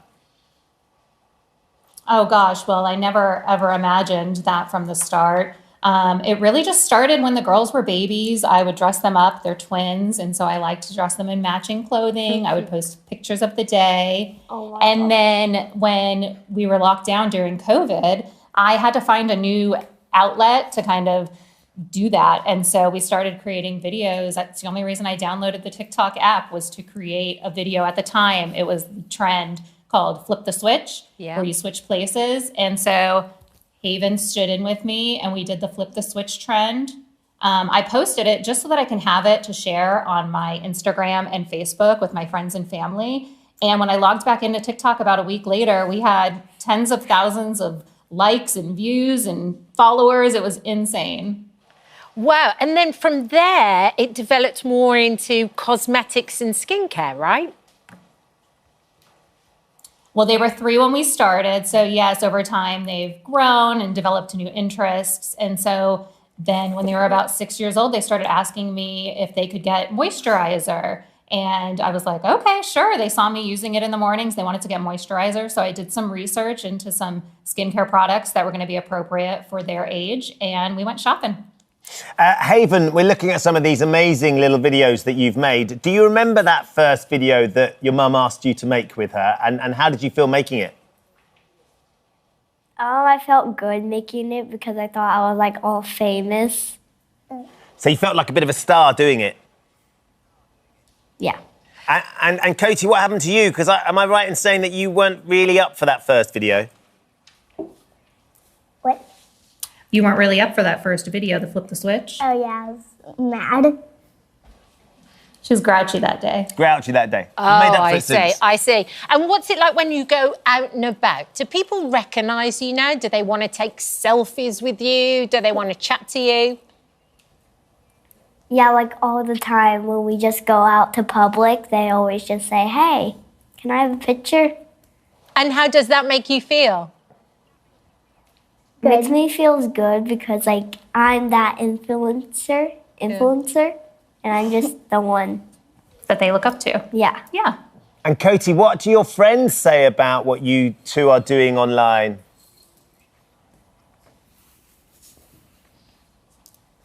What do your friends say about it? Oh, they don't really like do it as much because they play soccer. It's like a sport where you run and stuff. Cody is more of the sporty girl, and then Haven is my dancer. And so I'd say Haven's friends probably tend more to want to do the beauty, skincare, makeup routines than Cody's.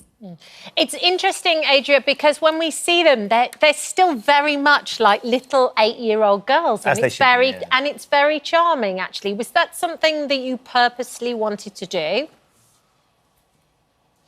No, not at all. It just like I said, it just evolved with time. I just listened to what they're interested in, and as their mom, I try to do my best to allow them to do that in a safe place.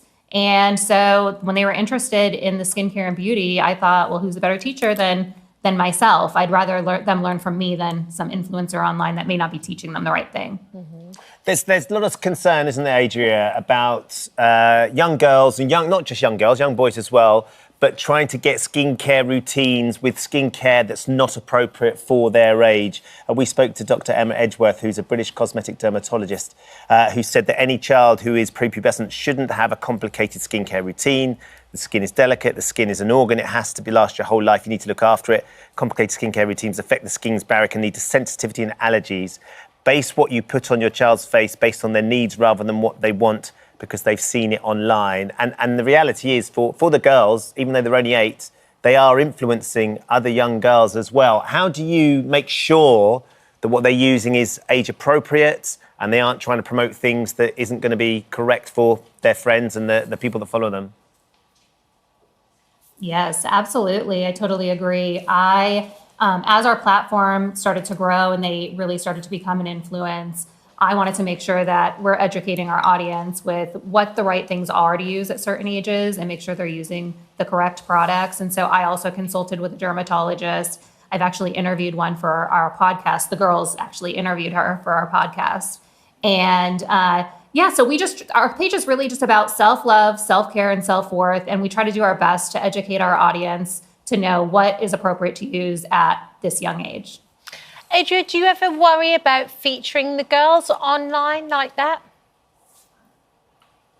Well, I'm a mom, so I worry about everything, whether it's enrolling Cody in soccer and worrying about concussions, or Haven in dance, worry about her tearing something. So of course I worry, but I just do my best to protect them always. And we really just show very surface level parts of our life. So you're not seeing our day in, day out on social media. Well, look, we appreciate you getting up super early to speak to us this morning. I've loved watching the videos, girls. They're really, as Kat says, they're very charming and fun. Yeah. Really, really good fun We'll have to watch. send you some of our headbands. Yes, please. I feel like you need one of those. I feel like I'm missing a headband. Have you both got to go to school now? Because you've been up very early. What's the plan? They're going off to school. We're going to stop at Starbucks first, though. For a bit of a treat. There was a smile there from Coty. I love Lovely. that. Thank you all Thank for you, joining us girls. this morning. It's lovely to meet you. Thank you so much for having us. Oh, hello. Take care. Thank you for visiting our This Morning YouTube channel. We upload tons of new content every single day. So hit the subscribe button, like all the videos, and don't miss out. We'll see you in the morning. It certainly does. And Lindsay joins us now as she releases her new book, Take Care. Good morning. Good morning. Good morning. Good morning. Lovely to see you. Really lovely to have you on the sofa. First of all, how are you doing? How are the kids doing? How's everybody doing? Yeah, I'm really good, thank you. It has, it's been a tough few months for the whole family, but I think in true Rob's style, we just want to celebrate his life, and that's why I wanted to write the book, really, was celebration of Rob's life, and, to really shine a light on the work that carers do. I think, the book is called Take Care. Care is at the heart of the book, and really to kind of celebrate and recognise the work that carers do. So I feel really proud and honoured to be here today to share the book with you. But yeah, the family's good, and they keep me going, the children keep me going. There's never a dull moment in the Burrow house. Well, there's as you can three probably of them. imagine, yes. Yeah, there's three of them. I think that is one thing that you do absolutely take from the book is just what an important job carers do. And it's amazing that you're ready at this time, because it hasn't been that long really to really kind of get that message out there. Yeah, I think doing the book has really helped. I think in many ways it's been quite a therapeutic process going through the book and actually reflecting on, because the book is a whole story. It's a story from kind of my childhood growing up. Both my dad and my grandparents were miners, so I grew up in kind of the miners' strike, and then obviously, married life with Rob, having the family, insights into Rob's career, and then ultimately, right up to the last days. So it's, I hope the book will bring people hope and offer hope to people that are going through tough times or that have experienced loss. And, ultimately that's what I wanted to do by sharing the story. His career was so well followed. We were just talking, Prolific. it would be lovely for Jackson growing up because he's the youngest, of course, because there's so much footage of his dad playing and achieving so many amazing moments. And so my understanding and the world of rugby's understanding is Rob as a professional rugby player. You, of course, knew him as a teenager. So you knew him before when these were just ideals. What was he like back then when you first met? Rob was just the kindest, most generous, loving person that you could meet. At the heart of it, he was a family man. He would, rush home from training to be with the kids, to take them to play group. He'd be the only dad in the group. The rest of them were with mums, but Rob was there. He idolised the children, and he was such a family man. And I just feel so honoured to have been Rob's wife. Although you made it hard for him when he I knew. I was hoping he would not bring that up. when he proposed to you, because that feels like he's gone to quite extreme lengths to do this bit. Explain, Lindsay, what happened on the day. And... Oh, I was hoping he wasn't going to mention this, but now you have. Yeah, so we were in Euro Disney, and we were in the Rainforest Cafe, and Robert got down. He'd asked me what my ring size was prior to going on the holiday, and he got down on one knee and asked me if he would marry, and I said, get up, just I was, shy, I was embarrassed, so I thought I'd blew it then. Because you didn't like the attention. No, I didn't like the attention. But fortunately, he did pluck up the courage and propose the next day in the hotel room, which said yes. By the way, as somebody who's had to do that in the past to someone else, it's a terrifying moment, even though Annie knew it was coming. If she turned around to me and said, get up, this is really embarrassing, I think I would have been distraught. Oh, but it's also that level of courage that he had when you found out about the diagnosis. And when you read it, actually, what really strikes you is the first words out of his mouth were kind of, I'm glad it's me, and it's not you, and it's not the kids. Do you remember, because I think when you were going in, you weren't expecting that, essentially. No. How shocking was that moment for you? It was devastating. I think, Rob had blood tests, he'd had MRI tests going in, and they'd all come back clear. So it was the nerve conduction studies that he'd had, and we thought at the time that he might have a condition called myasthenia gravis, which affects the speech muscles, but it's treatable. Right. So we were quite optimistic going into that consultation, and to be told, you've got a year to 2 years to live, and, my first thought was obviously for Rob, but then the children, what are we going to tell the children? How are we going to tell the children? The dad's got a life-limiting disease, and I think working in the NHS, I had an insight of that path and that journey that we were on, whereas Rob was very much, it will be okay, as long as you're okay and the kids are okay, and that was just Rob, that was just Rob to not, absolutely. He always had such, even if you look at his career, he shouldn't have been a professional rugby league player. He was the sort of person that gave me hope that I could, because he sort of bucked the trend. He always had that ambition and that positivity. Where did that come from, Lindsay? know, I think he had adversity in his career. You know, he was constantly told he was too small, he was never going to make it as a rugby player. And I think that really in his battle with MND, you know, consented into that, because actually, you know, being told you've got a year or 2 years to live, Rob wasn't going to accept that. He wanted to spend every single moment with the children. He wanted to see the children grow up and see the milestones. And I think that positive mental imagery, you know, and, you know, I look back and I think, I don't know how he did it. You know, if I was in Rob's shoes, could I have been so positive and so brave and courageous? And, you know, Rob was a really private family man. So I think for him to open his doors and show the world, you know, the brutality of living with MND and how it affects not just the person, but the whole family was a really brave and courageous thing to do.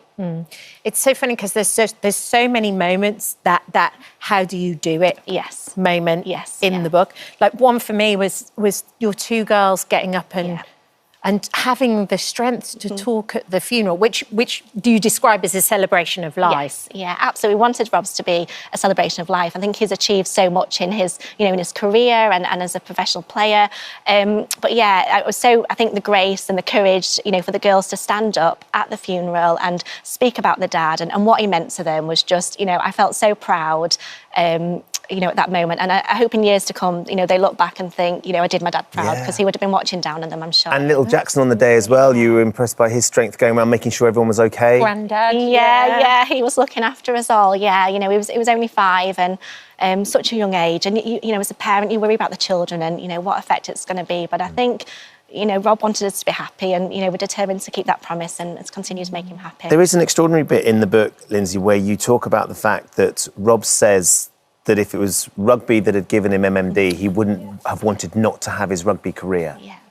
Which I think will strike everybody in different ways. They'll take that as, they'll be quite surprised potentially because, you know, that it's the disease that's robbed you of your husband and the children, their father. How did you feel when he said that? Really comforting, I think, because to know that Rob had achieved so much in his life, you know, he was in a good place. He'd travelled the world with rugby. He'd got brilliant friends, as we've seen with, you know, the friendship with Kevin Sinfield and just, you know, how that camaraderie and that rugby team had come together and the bond. And so I think, yeah, for me, that was really comforting. I think to know that Rob had achieved so much in his life, you know, absolutely devastated that you know, Rob's not here with us today.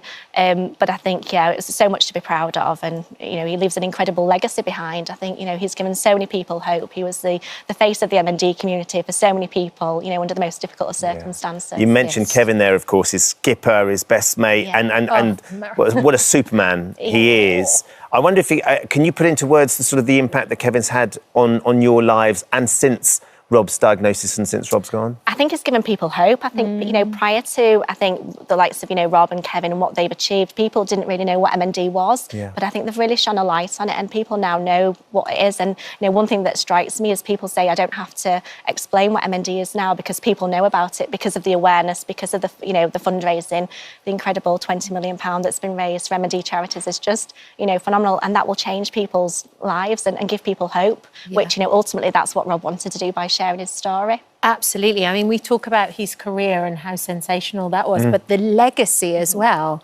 that he's left, you know, behind too. £20 million. And what's the future looking like? Yeah, so, you know, we take each day as it comes. And, you know, my priority is obviously the children and making sure that they're well looked after. But, you know, I want to continue to do my little bit. So I'm running 2 marathons. I'm running the London Marathon in April. Why is it always marathons? I know. And then the Rob Borough Leeds Marathon. So 2 marathons in 2 weeks. How's the training going? Okay, yeah. The training's the difficult part, fitting everything in. But yeah, no, it's a challenge. And, you know, I've set myself a goal and, you know, fundraising for 2 amazing charities, the Leeds Hospital Charity Appeal for the MND Care Centre and the Leeds Rugby Foundation. So that's great. I love the foreword actually by Prince William as well. I just think, you know, when he says we should all take care of each other and look out for each other, I think in these times, I think it's a really important thing to do. And I think your book will help so many people. Thank you. Thank you. Really well. Yeah, for sure. And hopefully once you finish the marathon, you take care of yourself for a few days. Go for a massage. And your feet and your legs. It's the stairs. That's what the problem is. Lindsay, thank you so much for coming in. Thank you so much. Thank you. Lindsay's book, Take Care, a memoir of love, family and never. Oh, hello. Thank you for visiting our This Morning YouTube channel. We upload tons of new content every single day. So hit the subscribe button, like all the videos and don't miss out. We'll see you in the morning. The new Bridget Jones film has got us talking again, this time about the scenes featuring a white owl believed to be a sign from the late Mark Darcy. So here's a question for you. Do you believe in guardian angels? Author and spiritual teacher Carl Gray believes we're surrounded by angels all the time. We just need to learn how to look for them. And he joins us now. Lovely to see you, Carl. Thank you for having me. Nice to be you here. were saying that you've been on this morning back in 2012. Yes, first book. So 12, 13 years ago. Yes. And I'd imagine that from your perspective, when a film like Bridget Jones comes out and there's this creature in it, an owl, that everybody is perceiving or talking about being this sort of the ghost of Mr. Darcy. That must be quite exciting to see that sort of being seen on. Yeah, I feel like it's just normalising the conversation. So many people believe they've had a personal encounter. It's around 8 million people in the UK. Is it really? Yeah, so it's a lot of people saying, you know, that they've been visited by an angel or a presence. And a lot of that is through nature. So like seeing an owl sitting at your window every night, like they do in the movie, gives them that confirmation that something else is out there.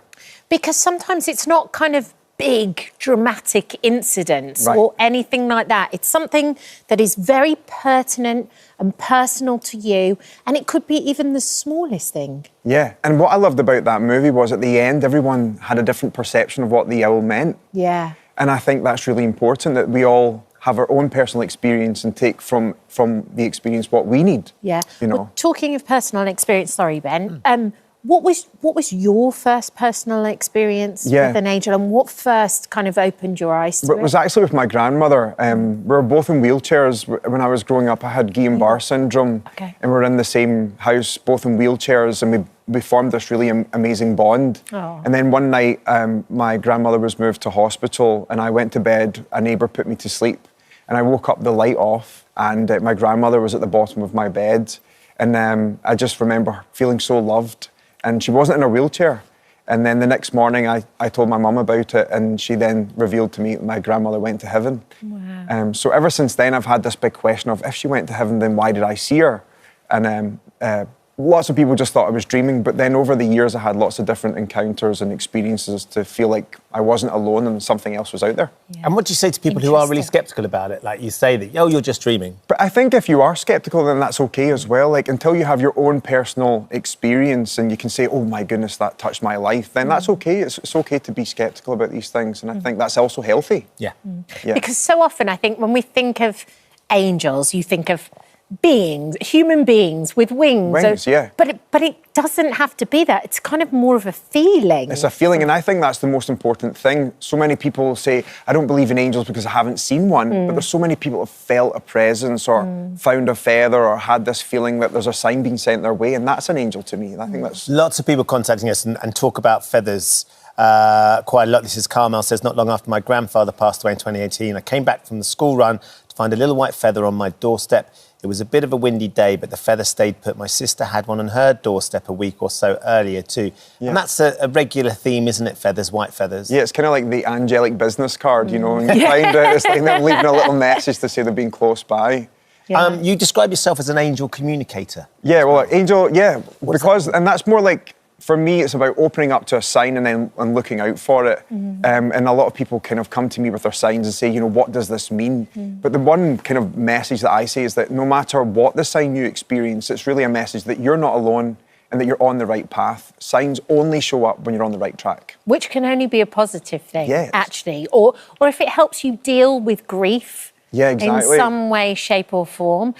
What would be your advice to people, anybody sitting out there who wanted to open themselves up to it a little bit more? I think it's just about either internally or out loud saying, I'm willing to have an experience, and if angels are real, thank you for sending me a sign. Right. You know, and just being open to that. And what I always say is, when you get a sign, you know it's a sign. There's a feeling that comes along with it, as you said. Yeah. It's a feeling of being comforted, reassured, or a sense of warmth that you're not alone.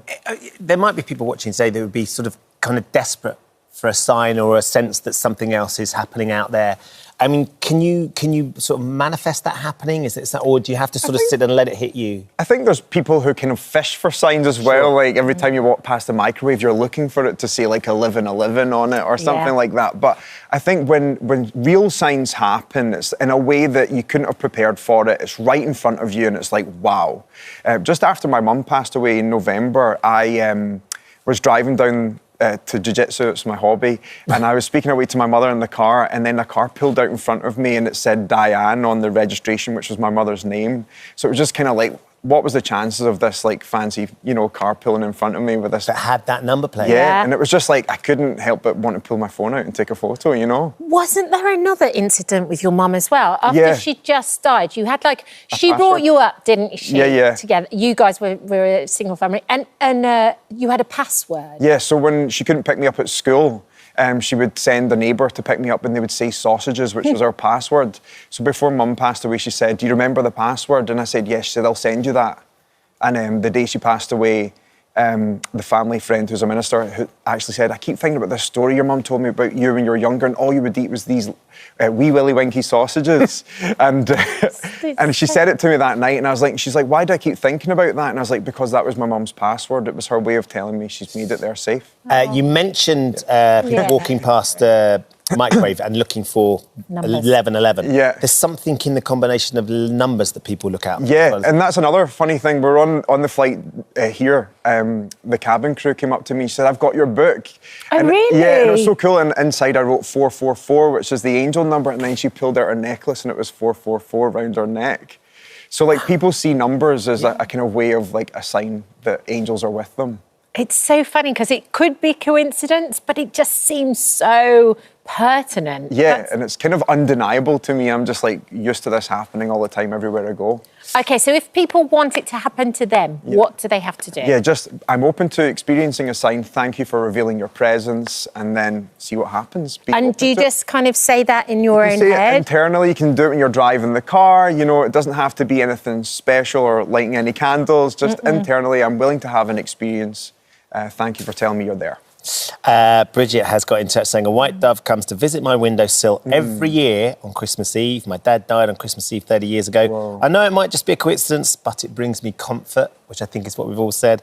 And then Amanda says, a couple of weeks after I lost my mum, a little radio brought back from my house switched itself on, and there was a big feather on top of my bag that appeared from nowhere. Yeah. So similarly, it could be a coincidence, but it was a sign for Amanda. We can't deny other people's experience. That's the most important thing. And if it brings them comfort, I think it's good no matter what.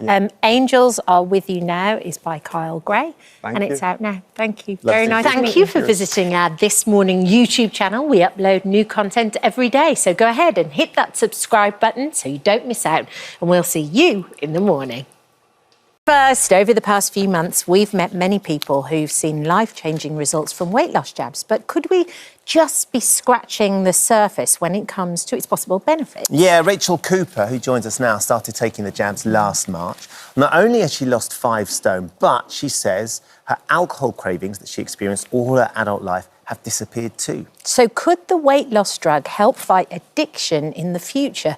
Rachel is here now alongside psychiatrist and addiction specialist, Dr. David McLaughlin. Good morning to you. Morning. Dave. Good morning. Hiya. So Rachel, let's start with you first of all. Tell me about life pre-jab. What was it like for you? Bit of a mess, if I'm honest. It was very chaotic. My eating habits were awful and I was a serial binge drinker. I would drink most weekends to excess. I had relationship problems with family, problems at my work, wasn't performing well. And it was just really chaotic, yeah. And you've got 2 little boys as well, so you were trying to run around after them as well. Yeah, I was surviving, but there were times when I felt like I was doing the bare minimum and just ticking the boxes and not being the best mum that I could have been, Okay. Lockdown was pretty difficult for you, wasn't it? For everyone. By the time we came out of lockdown, what had happened to you? What had you done and what sort of state were you in? I was 4 stone heavier after lockdown, and it was a lot because we lived on takeaway pretty much. And it was when all the new gins had come out, all the different flavour gins. So I was trying a different flavour every other day. We just became, I think, we got so used to being indoors that when everything went back to normal, I didn't really know how to fit in with society anymore. So I was really agoraphobic as well. I really became anxious about doing the school runs and was that as sort of a byproduct of the weight that you'd put on and yeah, absolutely. I felt horrible about myself. But that was the biggest I'd ever been. I was nearly 19 stone. I was 3 pound off 19 stone, and I didn't want anybody to see me. It it was really bad because they'd saw me before lockdown, and obviously all of a sudden I ballooned into this person. Yeah, and you were working from home too, so it was even scheduling was tricky as well. Yeah, so it's I mean, you can still work from home now, but I wasn't at that job at the time, so I was furloughed at the time, and then got another job after that. But yeah, it was difficult. What was your relationship with alcohol like? You talk about a bit of sort of the eating, obviously, but the binge drinking as well. You're loving your gins and in lockdown. Yeah. And were you ever concerned about your relationship with alcohol? Always been concerned about it, if I'm honest. So from the age of 18 onwards, I've never had a good experience with alcohol. It's always caused trouble for me, some type of drama. And it's a lot of my relationships in the past I've thought to be toxic. Well, looking back on reflection, probably was a lot of it was the alcohol, because I was quite provocative through it as well. And I knew that it was causing problems. But for years, I didn't want to have to admit that I had to go cold turkey and give it up. I wanted to try and moderate, which is what I tried to do and failed for many years. Right. So originally, you went onto the weight loss jabs for your weight, essentially. Yeah. What was the catalyst for that for you? Had you tried other things and it didn't work? Or were you just kind of like, well, maybe if I get this bit in control? Yeah, that was kind of the thought process, because I couldn't afford a gastric sleeve, and I thought, this is something that I can afford now. I tried Slimming World and all these other different diets and calorie counting, etc. But I did think, you know, with the gastric ban, I'd have to have saved for a little while. But with this, I could afford it out of my monthly wages. And I thought it would make me at least feel better about myself.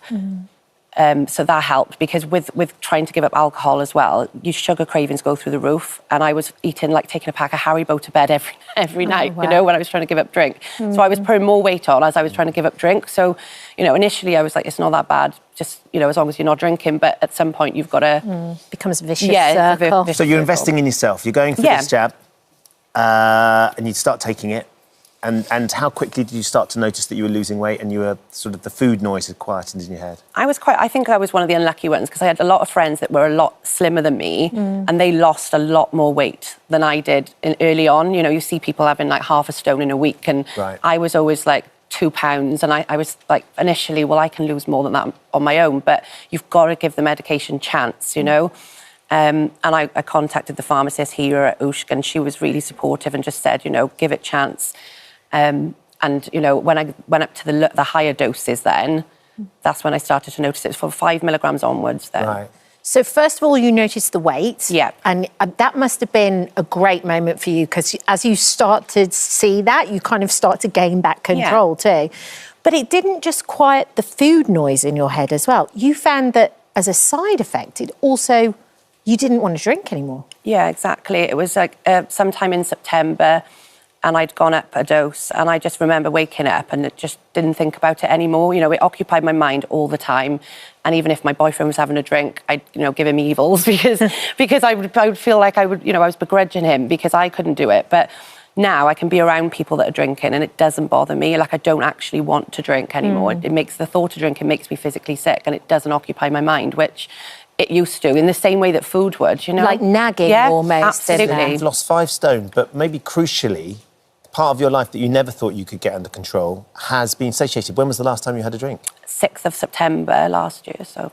And you're not even thinking about it? No, not at all. And it's usually, like, with me, I've got quite an addictive personality, so I usually drop one addiction and somehow go on to something else, you know, and it hasn't happened. It's fascinating. Dr. McLaughlin, to hear what she's been through and how she's done it is amazing. We've heard a lot of people that we've had on who talk about the food noise. There's constantly in their head, and that stops. But to hear the alcohol noise has gone as well. Is that something that you're anecdotally getting from some of your patients? It's really interesting, really exciting. Anecdotally, yeah, we're hearing kind of case studies like Rachel's, and that's really interesting for us as obviously as psychiatrists, and gives us a bit of hope. I think what's really important though is to kind of consider when we're deciding whether or not something is safe and effective medicine, if it's going to be of value to prescribe it. What we need to do is look at these case studies, but then also look at bigger studies where we're thinking about kind of population level studies, and then eventually even things like randomized control trials where we have placebo versus the active ingredient. So I think it's definitely really exciting, but there's a lot more research and evidence that needs to be gathered before we can say for sure that this is definitely something that's going to be safe and effective and of value for people. You just mentioned there about it being safe. I'm guessing, though, that there'd be more risks if you were using it to try and control addiction, because it's actually been created for weight. Yes. So the medication's been licensed for weight, and that's purpose. Yeah. It's been designed for that. So we know that this is helpful for people who are overweight to lose weight. And we've actually seen a study that was published in the Journal of American Medical Association last year. It was carried out in Sweden, where they had over 200,000 people. And they showed that people who were using this medication who were overweight, they did manage to reduce their drinking behaviours, and they had less alcohol-related admissions to hospital. But we don't know what would happen if somebody who was underweight, for example, was to take this medication. Yes. And a lot of people who are very heavy drinkers, a lot of them are actually underweight because they're not well nourished. Yes. So I think it's really exciting, but we do need to kind of think, well, is this the right treatment for the right person at the right time? And that's still work that needs to be figured out. Yeah. Have you, Rachel, your friends that you know that are on, have they noticed the same thing? Have they noticed a curbing of their desire to have a drink?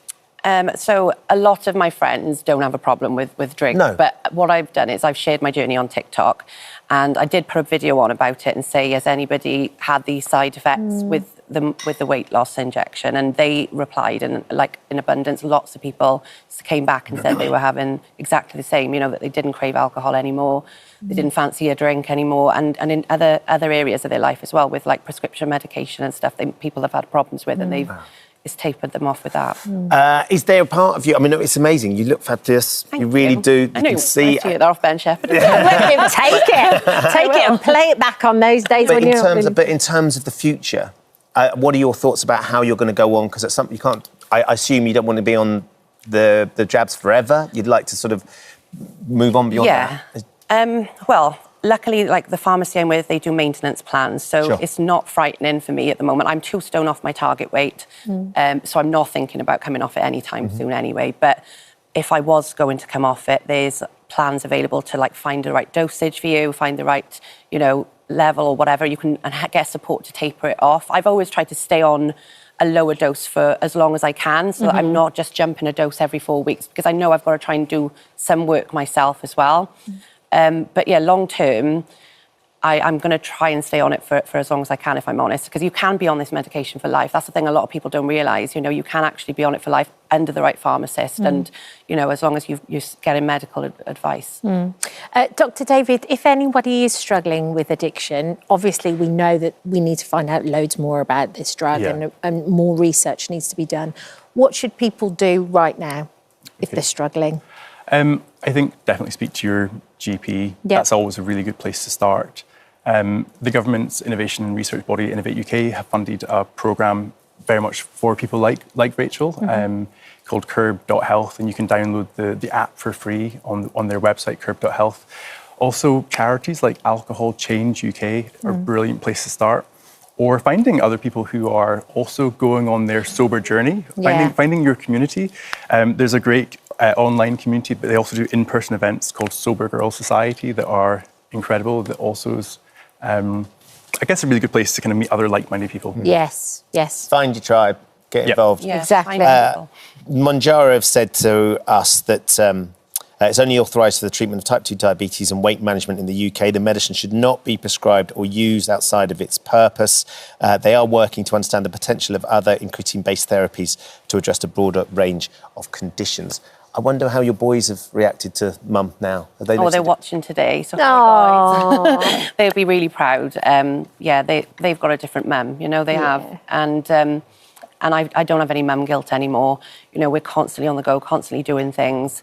And I'm just more present now, and just able to enjoy life without all of that going on behind me. So, that's great. It's incredibly positive, Well Rachel. done. Thank you. Thanks, Rachel. David. Thanks, David. Nice to see Thank you. If you've been affected by anything that we've been discussing, there's plenty of support on our This Morning app and, of course, on the ITV Thank you for visiting our This Morning YouTube channel. We upload new content every day, so go ahead and hit that subscribe button so you don't miss out, and we'll see you in the morning. Just months on from the tragedy, we're joined today by Simone's mum, Sue White, and one of the friends who was with Simone in Laos, Bethany Clark. Good morning, ladies. Good morning. Thank you so much for joining us this morning. We really understand how difficult it is for both of you. Bethany, can I start with you? You knew Simone basically all your life. From the age of 4, you met each other at primary school, right? Yeah, it's been such a long time. Yeah, it's been a great loss to everyone. And you were best friends throughout your life? Yeah, the whole time. So we actually went to different secondary schools, but Simone just kept us in touch, arranged all the plans. Yeah. She sounds like she was an amazing friend. She was. And a wonderful daughter. So tell us a little bit about her. Yeah, I mean, she was just vibrant, really. She loved life, very extrovert. You know, she worked hard, played hard, great kind of social person. Yeah, it's just a tragic loss, really. Before the trip, she was in a really good place in her life. What was going on? Absolutely. So she'd qualified as a lawyer in August 2023. She just bought her own flat last April.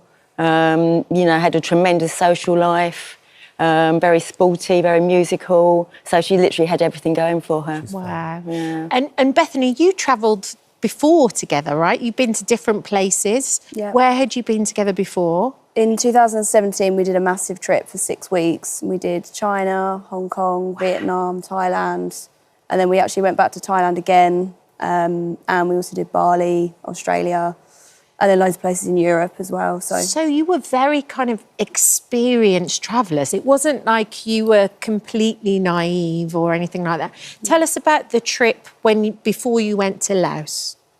So we met up in Cambodia. Yeah. And then we went on to Laos, and then we were planning to do a bit more travelling through Cambodia. Mm-hmm. And in terms of that experience, you know, what was, because I know that she was very busy, as Sue was just describing. She was flying, she was working. I think you'd done most of the organising, and then she turned up, and then you were just going to go off and experience these wonderful cultures and countries. Yeah, I mean, my job's less intense, so I did a lot of the bookings, and I'd obviously sent her the links, and she looked through all of it. And yeah, it was supposed to be the ideal holiday. Tell us a little bit about what it was in Laos and what the whole experience is, because it is a well-trodden traveller's route, isn't it? Yeah. So we went into Vientiane, we stayed there for one night, and then went on to Vang Vieng, which is where it happened. So we did the tubing, which is where you go on the rubber ring, and you float down the river. It's kind of like a pub crawl, isn't it? Yeah. On a rubber ring from various spots. But there's loads of you doing it. It's not a small group. There's 50, 60, 70 people all together having a great time. So many people. So we'd had a really good time doing that. And then we went back to the hostel, which is where everything happened. And so tell us what happened next. So at 8 o'clock or 8:15, we went down to take part in the happy hour. Yeah. So I think we had around 5 to 6 drinks, which we were mixing with Sprite. Right. So it was shots, either vodka or whiskey. Mm-hmm. And yeah, we, as I say, we just mixed the drinks and yeah. Did you taste any different? Did you smell any different? Was there anything that made you suspicious the minute you kind of started to drink them? Not really, but I suppose when you think back. Right, with hindsight. Yeah, so I put a little bit of Sprite in initially, tasted it, and it tasted not very much. And I suppose if it was proper vodka, I probably would have been a bit taken aback, you know. This Backpackers, Nana's Backpackers, was notorious for this happy hour, wasn't it? It was well known on the Travellers circuit that for those couple of hours, they gave away free shots. Yeah, I mean, it wasn't why I booked it, to be honest, but we just realised when we were there that was available. And and people had done it for years, and it was something they'd done, so you had no reason to suspect that there would be something wrong with the alcohol that you were being given for free over this period. When did you realise that actually something was wrong? It wasn't just a hangover that perhaps you had the next day. Yeah, it was the next day. I mean, when we woke up in the morning, I wouldn't say I felt 100%, and I think we all just agreed that we felt on a similar level. We kind of thought it was a bit of a hangover, but we weren't worried. No. And then we did the tour that we had planned. So we went to the Blue Lagoon, and then we later did some kayaking. And it was really the kayaking for me that I was like, this is really strange, because both me and Simone were having to lay down. We weren't able to participate. Yeah. So for that reason, I suppose then the kayaking. And then when did it start to take a turn for the worse and you not just feel tired and think, oh, this is just my body responding to a night out? It was more, okay, this is now worrying and now we need to either go and seek some help or find out what's going on. I suppose that's the thing, I wasn't worried, which is part of methanol poisoning. Really? Yeah, we weren't concerned, which is why... and that's a side effect of methanol poisoning, is it? I think so, yeah. Right. So we got onto the bus to Vientiane, which is where we needed to be anyway. Yeah. And then our other friend had said, Simone's being sick. So I woke up because I'd been asleep. I got off and fainted, got back on. And no one thought much of any of this, really. It seemed like no one really took any interest. And then luckily our friend got us to a public hospital, which is where we were told we had food poisoning. And that's where Simone started to deteriorate. She was in respiratory distress. She was then moved into a separate part of the hospital. And yeah, I think that's really when her brain was started to be affected then. When did you realise, do you think, Bethany, that it wasn't just food poisoning, it wasn't just a hangover? And when was the first suggestion that it could be methanol poisoning? So we were in the public hospital for a few hours, and by this time, because Simone had deteriorated so much, our other friends suggested a private hospital, which is when he made, I think, 3 calls in total, and they eventually came. They got us there. I think we checked in at 11:20, and they said, you know, we're going to have to take her straight off to have dialysis. Crikey. So they basically diagnosed it in the private hospital straight away. And they saw it and realised pretty quickly? Yeah, I mean, our other friend was the one who suggested it to them. Really? But they had also had other cases, so they knew. Had your other friend been drinking the drinks with you the night before? Yeah, yeah. And so then when did you get a call, Sue? Because at that moment, Bethany, when they moved hospitals, you must have thought, oh, this is really serious. When did you get the call, Sue? I think it was on the Thursday morning. So they were in the hospital on the Wednesday evening. Thursday morning, Bethany messaged me and said, don't want to worry you, but all 3 of us are in hospital. Yeah. And I think you said acidosis. And I mean, I was worried. She said Simone was quite poorly when she was admitted, but there's been a slight improvement. Okay. But, you know, I mean, obviously I was absolutely worried, sick all day long. And I think on the Friday, we then spoke and she said, I think you should fly out here because Simone's been sedated. She's not woken up, which was quite unusual. So, you know, I consequently booked a flight for the Saturday morning. But then on the Friday night, you know, I'd gone to bed and then got a phone call at 2 o'clock in the morning from, well, Bethany and the doctor at the hospital just saying you need to give consent for brain surgery or, you know, Simone's not going to make it. So medically, what had happened to her at that point?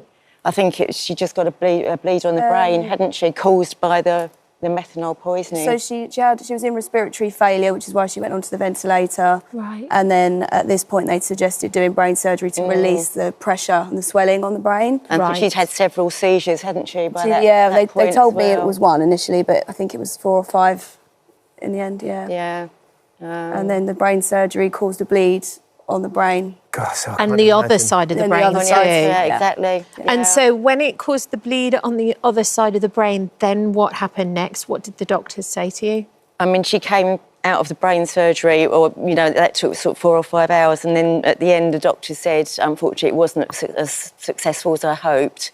He said, we'll do a CT scan in about an hour's time. And once that had taken place, he kind of said, there's no hope, you know. He said, we can't operate any further. And I think at that stage he had 5% brain power left. Oh, and so it was just a question of time, really. I can't imagine how painful that must it was just have been for you. Absolutely excruciating. It was just dreadful, absolutely dreadful. And so much will be going through your mind as to what you could have done, what Bethany, I'm sure you were feeling the same way. And yet at the heart of this is the reality that somebody had put methanol into those drinks. Exactly. That had poisons, not just you, but all these other backpackers as well. Exactly. What did the police say? What have they said about the scenario? Well, they're looking into it. They've detained 11 people. From the hostel, employees from the hostel. And as all we know is that the investigation over there is still carrying... Yeah, you know, nothing No one's moves. been charged? No. But the hostel's been closed down, hasn't it? Yes, that's permanently closed. Right. But yeah, there's just no update on the police investigation at all. Could take months and months, we believe. It must be heartbreaking, obviously, but to understand, Bethany, that no one has been held responsible for what's happened, not just to your great friend, but these other backpackers that lost their lives as well. Yeah, we just hope that they will come to a conclusion on it soon. And someone held responsible. Yeah. And of course, Sue, wanting to come and talk about it, is it about sharing the experience that you've all been through? Because the traveller's route, kids will finish school, they'll finish university. Your boys went travelling. They will go travelling. Yeah, absolutely. And it's about arming them with the knowledge that these things are out there. Absolutely. And as you say, she was such an experienced traveller. It's not like she was naive and, for it to happen to her, it could literally happen to anybody. Yes. So, yeah, we just need to sort of create the awareness, really. Yes. And be obviously extremely wary when you go to these countries. Yeah. And people don't think it's going to happen to them. No. So it's always drink things that are sealed, those kind of things. Ideally beer, probably. Yeah. Just safer Yeah, to sealed stick with that. bottles. Sealed bottles. Yeah. Exactly. We've got a right of reply from the Foreign Commonwealth and Development Office. They say, we are supporting the family of a British woman who has died in Laos and we are in contact with the local authorities. Yeah, we tried to contact the local authorities, we haven't heard back. No. I wonder, Sue, how you remember her and how you will always like to remember your daughter. Yeah, I will. We will always remember her as like a happy, vibrant, extrovert person. She just crammed so much into her 28 years. It was just absolutely unbelievable. So for that, we're very thankful. But it's...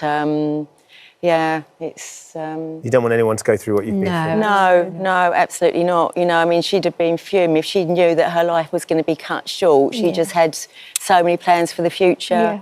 It's just absolutely tragic. And she would have, on the other respect, she would have wanted us to carry on as well and not be sad for the rest of our lives. She would have hated to think that obviously we are very, very sad about it, but she would have wanted us to carry on. Do you think, Bethany, it's going to curtail your sense of adventure and travelling as well? Yeah, I think I've finished with Southeast Asia now. Yeah. I understand why. Must have been so frightening to be in a different place and not speak the language, and it must have been so frightening. Just so paranoid, to be honest. And when Sue came, we were just so glad. Like you say, it was the language barrier in the hospital. Frightening at those critical moments. Exactly, yeah. The doctors didn't really speak very good English, did they? And it was very difficult to communicate. Of course. Very difficult. Of course. Well, thank you for being so brave and coming on the show today. Thank you very much for coming on. Thank you. Thanks. Thank you for visiting our This Morning YouTube channel. We upload new content every day, so go ahead and hit that subscribe button so you don't miss out, and we'll see you in the morning. It's time now to meet the couple who literally live by the saying, one man's trash is another man's treasure. Yeah, Amir Jardin and Ruth Moore from Dorset spend up to 9 hours a week rifling through their local bins. They've managed to furnish their entire house with everything from tables, chairs, rugs, and even hoovers, Kathy. We can go live now to Amir and Ruth. Good morning, guys. Good morning. Thank you so much for joining us on the show today. Good morning. Good morning. Hello. So, hello. First of all, can you tell me, I know it was about 3 years ago, I think, when you first started doing it. I hadn't heard of this term before, but dumpster diving. How did you get into it? Yeah. Oh, well, we just decided to watch some YouTube one night and we saw a guy, and we had a few friends that did it up north. And we heard about it, and we decided to go and do it ourselves one night. And we just found so much. Honestly, it was crazy. The first dive was insane. We found so much. We're just looking at some footage of the two of you sort of going through the bins. Now, obviously, when you come out with the treasure, it's wonderful, but there's some other sort of messy stuff in there as well. Were you put off at all, Ruth, by the idea that there would be bin juice and things like that in there? Well, there is. Bin juice. It depends really, because we go through like retail store bins. There's not too much rubbish and things. We don't go through like ones on the street. It's just mainly retail stores. So everything's brand new. So it's pretty great. Okay, and you said, first of all, when we were talking there, you said you went and did it at night. Is it legal or illegal what you're doing? It's, to be honest, it's legal. It's a bit of a grey area. It's a bit of a grey area. If it's locked gates, for instance, if they're locked, then yeah, it's breaking and entering. But if it's an open to the public walkway and stuff like that, it's okay to go in. If they tell you to leave and stuff, then we usually just say, yeah, that's fine. But we try not to have a conflict with anyone. But we've actually built up quite a nice relationship with a lot of them. And they just say, yeah, here you go, we've got a few things, take them. But they're literally brand new stuff, you know, that they don't put in the shop anymore. It's ex-display. It could just be from like a broken box and the actual item's good, but they've just thrown it away because they can't sell it. And it's just such a shame because it will go to landfill and it's just such a waste of 100%. Things that can be used. Yeah, undoubtedly what you're doing environmentally with some of the stuff that we can see you picking up there, Ruth, is really great for the environment. Can I ask about food as well, though? Because you do get some of your food from the bins that you go through as well, don't you? It depends. If there's like bread that's not even out of date, a lot of stores will just pop it out because it's going out the next day or something. So we just freeze it, or if there's tins and things. But yeah, if it's not out of date or it's fine, then we would. There was a huge chocolate haul. There was like Cadbury's Dime Bars that were like just 5 days best before date, and they last for months. And there was about 100 of them. What? What did you do? I mean, what did you did you get through them all, or did you end up giving them away or selling them? What do you do with that sort of haul? We've got a lot of family and friends. We've got a lot of family and friends, and we also donate to an actual organisation in Bournemouth called We Are Humans, and they donate to the homeless people and on the streets every week, and they go to like a church sort of thing. So we know it's going to people that actually need the food, and we obviously have a lot of family and friends too. We donate a lot of our clothes and things to them as well, just because there's a lot of people out there in need, and it's just been thrown away to landfill. So it's worth doing. Amir, can you take us on a little tour around your house and show us some of the items that you're most proud of, or those real kind of treasured things? Well, to be honest, Kat, last night, yesterday's video was the biggest one so far. We've managed to pick up this vintage bingo machine, and as you can see on the back, it works and everything like that. This is fetching for £850. Wow. And this was in the bin. We've also got iPads. We find loads of iPads. I fix them up and reuse them. A lot of phone cases. we even found this Michael Kors jacket in the bin, and it just had a small rip in it, so I've repaired it, and it's going for £400. And that's a real Michael Kors jacket. We've also got a TV. Ruth. Yeah, it's a genuine. We don't know if we want to tell you the retail store of it, but it's definitely real.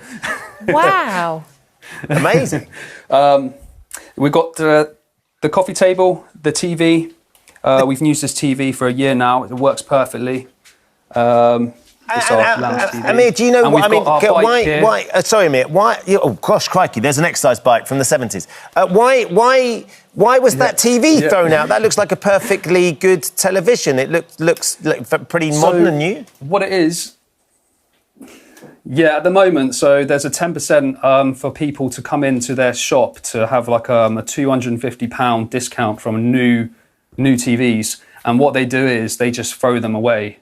Really, behind closed doors. I mean, what it is, once the companies throw it out, they don't care where it goes. Yeah. So they just put it outside, it rains, it gets destroyed. But luckily, we pick up sometimes just in time the weather's right, and we can still reuse it. And a lot of the time, the company's like, yeah, take it. Wow. Is there ever anything you don't die for? Yeah. Is there ever anything where you're like, no way, we're not going near that? We don't go for meat. Yeah, anything that's like cheese, meat, and things. But anything else that can is cause like free rein? sickness, we don't really. Yeah, anything else is fair game. Well, look, it's been fascinating to definitely. meet you. I mean, go on, keep going, Amir. Yeah, you both should come to a dumpster dive. You'll be amazed how much you'll find. You'll be like, I just bought this yesterday for 300 quid, and you're getting it for free. Kat's rolling up her sleeve. She's ready to go. I'll send her down, see if she can get back on that exercise That's bike. your dream, isn't it? Just have me put in a bin. It's really fascinating. Yeah. Thank you so much for giving us a little insight into what it is that you guys are doing. And it's lovely that you've been able to leave your jobs, spend more time together, and sort of upscaling. I think that's the other thing, is upcycling and renewing some of these things. Oh, hello. Thank you for visiting our This Morning YouTube channel. We upload tons of new content every single day. So hit the subscribe button, like all the videos, and don't miss out. We'll see you in the morning.